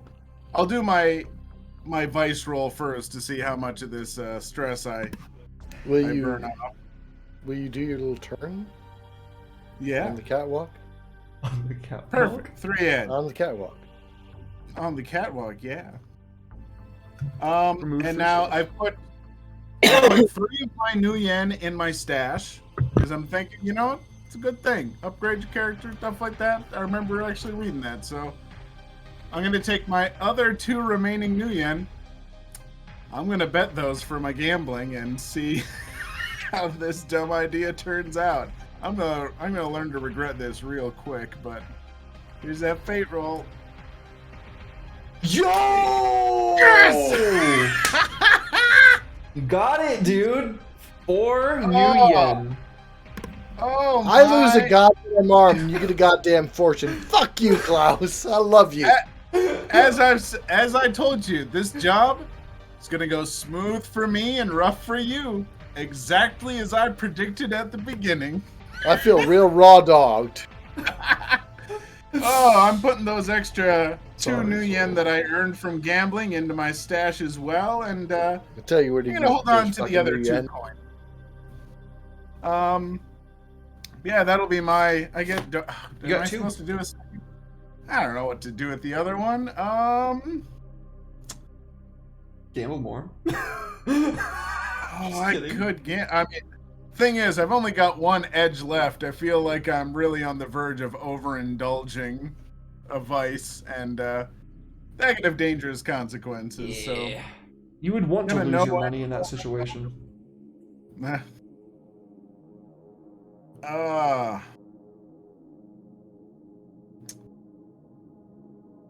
I think. Did we build up any heat through that whole thing? Is that a thing that I need to? Yeah, definitely. Definitely. All right. I would like to try and make a consort roll to do some talking with people in power and see if we can't make some of that heat disappear. And if I need to grease some palms to increase the results, I certainly will if I have to. So, please be good. All right, so I'd like to spend a coin to increase the result because that went real bad. So, as I don't want to just remove 1 heat. That seems like a waste. So I got coin to spare. I'll spend a coin to to better the result ever so slightly. So you So, remove 2 heat. all right. This is goes over alright. You grease the wheel that turns ever so slowly, and the cops don't ask too many questions.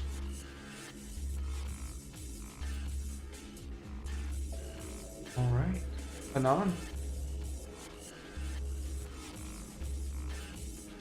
I think you're muted, bud. Yep, I was that. It's okay. I need to indulge my vice. which after Chopper was like talking all that mad shit about nobody's ever piloted a rocket like me, I'm like, all right, bet, surprise, motherfucker, we're gonna do it, right? So Hanan's vice is a weird one where she likes to spend time with old aviation equipment. So she's gonna find herself in a junkyard in the lower levels out in Coyote Town and doing some things out there, digging around, finding bits and pieces to build something to knock Chopper on his ass next time that he wants to take off via rocket. Like when we're playing around, not in a vital mission time, because that would be silly to sabotage ourselves. But so she's just gonna spend some time building dumb shit. So that's the thing. That's the thing that she does. Fantastic. So go ahead and roll that vice clear for us. See how much stress you clear. 6 and 2. So remove 2 edge. Yeah. Hey, Red. Run protocol limit break once more, which is amazing because I've been holding on to the engagement or the entanglement this entire time.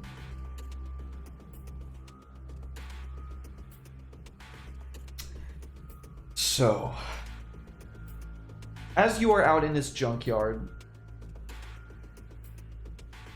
there's this shamble that kind of trembles through the refuse and detritus that lines the ground.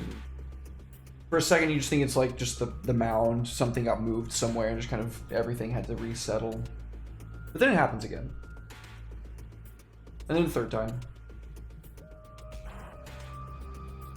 And then the last time that it happens, there's this hand that slowly extends out from the ground and pulls itself out like from a portal of complete black. This man of mist begins to reform. And Sinner 001 manifests before you and says, "Did you really think that you were going to destroy me so easily? A railgun. And then you shot me? Consider this your warning, Hanan.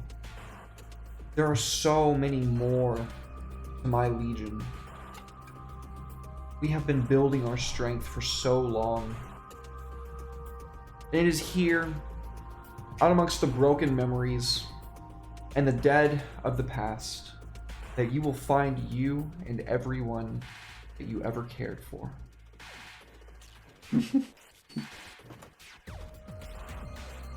Well, you know, when I was growing up back in the old country, my abuela used to tell me stories about monsters that would try to come for me, right? But she always said they were just stories. But I'll tell you what wasn't a story. Your mom last night said, all that stuff, you know? Anyways, ta-ta. She just, like, isn't wanting to fuck with this guy because she's just like, I'm here by myself. I didn't bring all my gear. Shit can get sideways. I'm just not playing games with this guy. I'm out of here. And then we can see the last thing from this scene. This person watching you, like dagger eyes.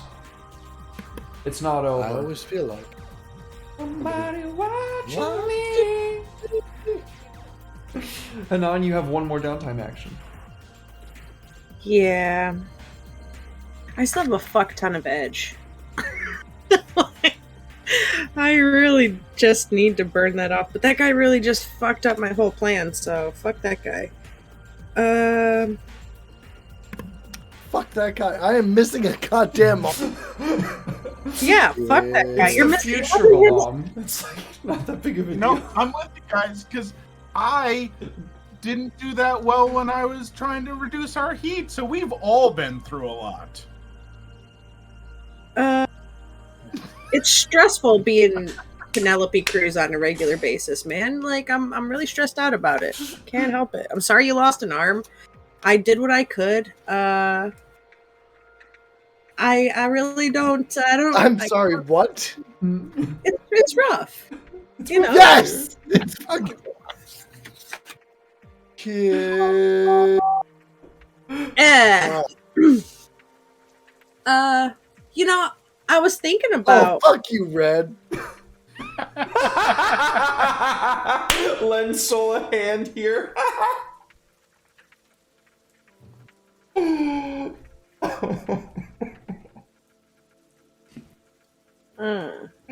sorry. Yeah.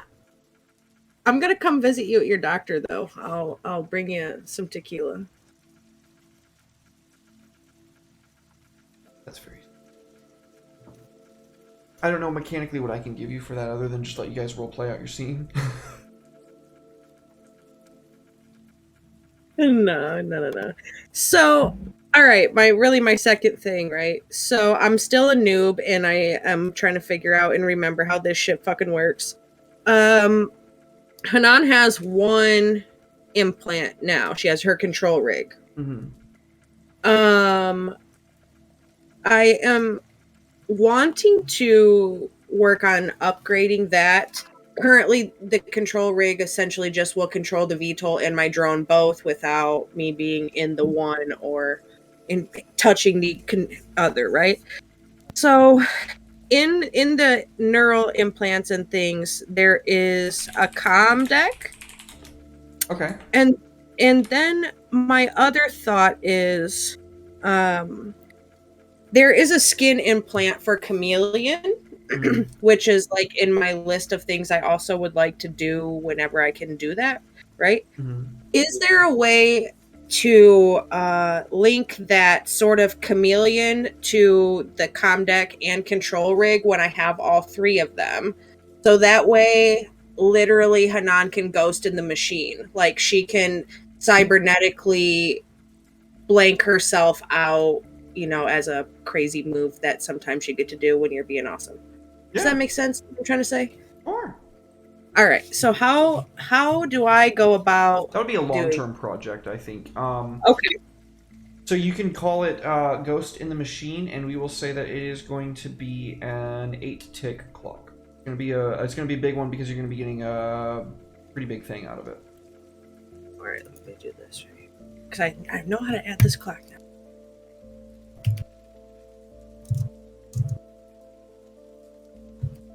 How much is this going to cost me, BT Dubs? It's not going to necessarily cost anything up front. What you can do is whenever you roll an action, you can spend new yin to increase the effect. So, if you get like a partial success, you could increase that to a full success. If you get a failure, you could increase that to a partial success. If you get a full success, you can increase that to a crit. If you get a crit, you can double crit.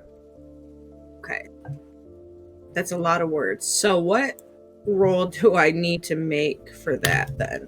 Whatever skill you want to use to further that. So through whatever narration that you would say, like, oh, I want to go talk to this guy, or I want to go do this thing, and I'm going to use this skill to represent that. That's how you would do it. Okay. So, in that case, I would assume that I would go back to the same doctor that did my first implant, my control rig. I had been at the bar with Chopper and his terrible lady skills, so I drank extra that night, so I don't really remember what his name is, but I'm going to go back to him because I remember where the place is. Fair enough. And since it's my neural stuff, it's my control rig and my comms deck, whatever, I think that's probably going to be... Is that interface, you think? I mean... I'm not going to tell you no, but what I would say is, like, you're trying to begin the process of doing things. So maybe the first thing would be, like, trying to remember this guy's name, trying to find out who could put you, who you could get in touch with for the surgery. You know what I mean? Okay, fair. I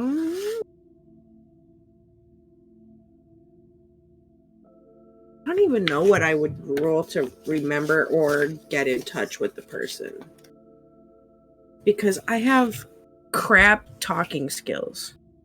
I've got engineer, interface, survey, and finesse. That's the skills I have. That's it. Is there such thing as like a flat intuition roll? Those are made for more resistances typically, like when you're Okay. trying to resist a consequence or an effect.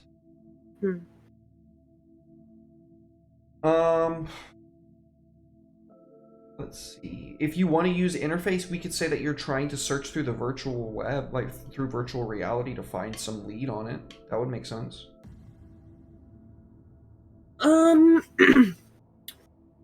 All right. Is this in this universe? Do cyber doctors and people who work on those things have like a doctor code that they have to put on their implants, like whenever they do a surgery? So that way, maybe I could backdoor into a data bank somewhere to pull up whatever the doctor code number is on my particular implant and find them in a directory that way. Yeah, that makes a lot of sense, actually. Okay. All right. So interface for that, right? Yeah, that's awesome. Good job. So it's just a flat interface roll? It would be an interface fortune roll, so yeah. That's a full success, so go ahead and mark 3 ticks on your clock. And you can also pay 1 new yen to increase the effect of that, which would give you 5. It would be a crit. It would be 5 ticks on your clock. So this would be one of those situations where you'd really want to pay that new yen. Yeah, I do, because I have more. I have to spend some, or I won't be able to hold it all. All right, where's the clock? So that would put me at 5, right? Yeah. Spending 1 gives me 2 more. Yep. All right. Okay. So that is, I guess, my second. That's my long-term project. So that's my second All right. downtime action, and I guess that's it for me. Awesome. So, the last thing that we're going to see on the end of the session, with that last little run protocol, limit break.exe, thanks to Drabs, there's a stronghold and a lot of Golden Order, Order of the Sepulchre, moving in on it because they backtraced, found out that y'all ran interference on that officially sanctioned mission that they were on to assassinate the Prince of Hell.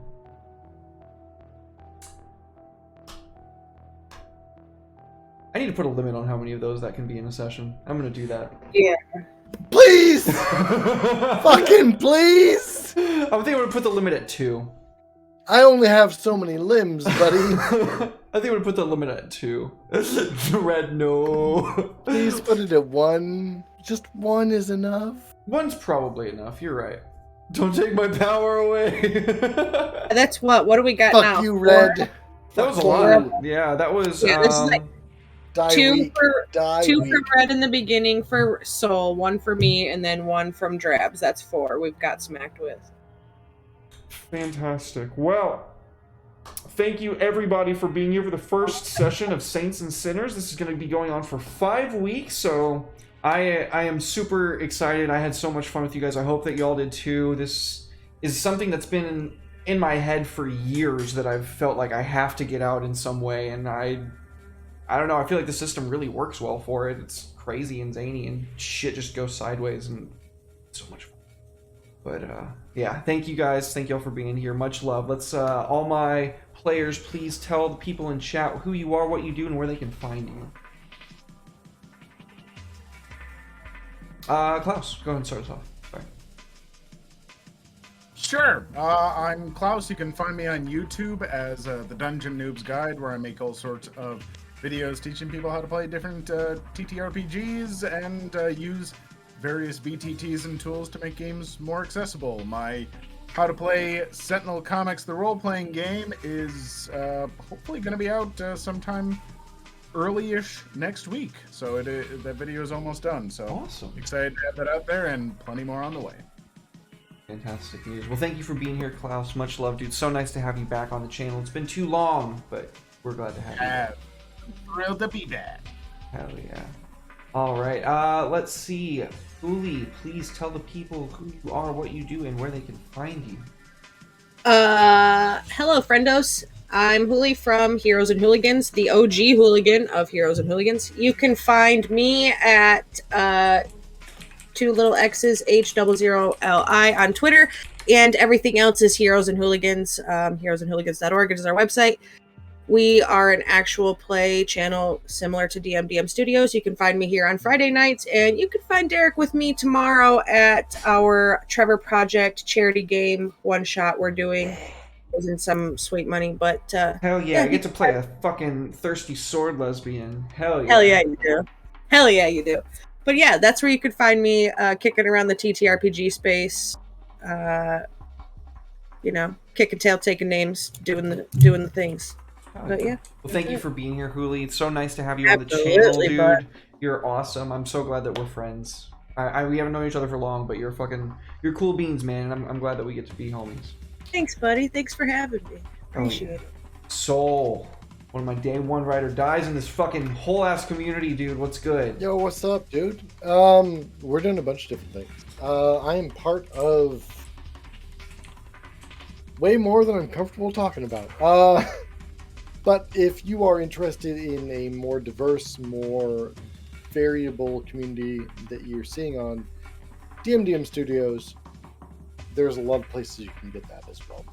Foundation for Inclusivity in Gaming is a great resource that is running alongside of what Derek is doing, trying to get people platformed, trying to get people resources and various other abilities so that they can continue to game.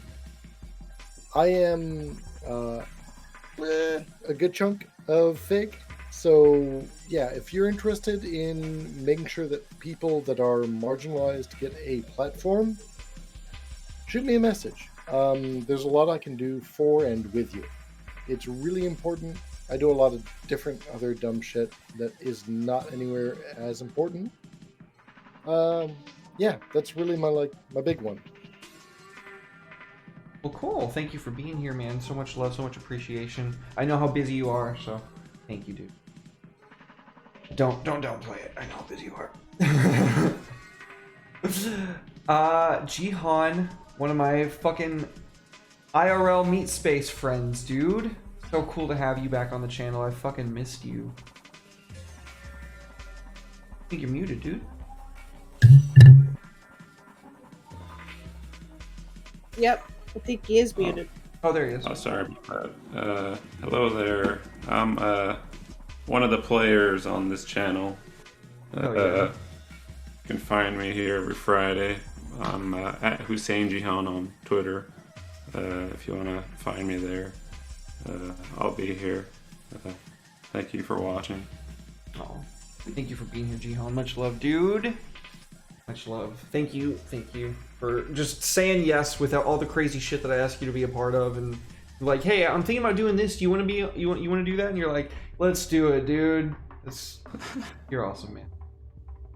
All right, well, this has been Saints and Sinners episode 1. I want to say thank you again to everybody. We're going to be raiding into Bards and Brews right now. Kendo is streaming some. I'm not sure exactly what system it is, but I know that it's called Prayers in the Static, and Kendo is a phenomenal GM, so it's going to be lit.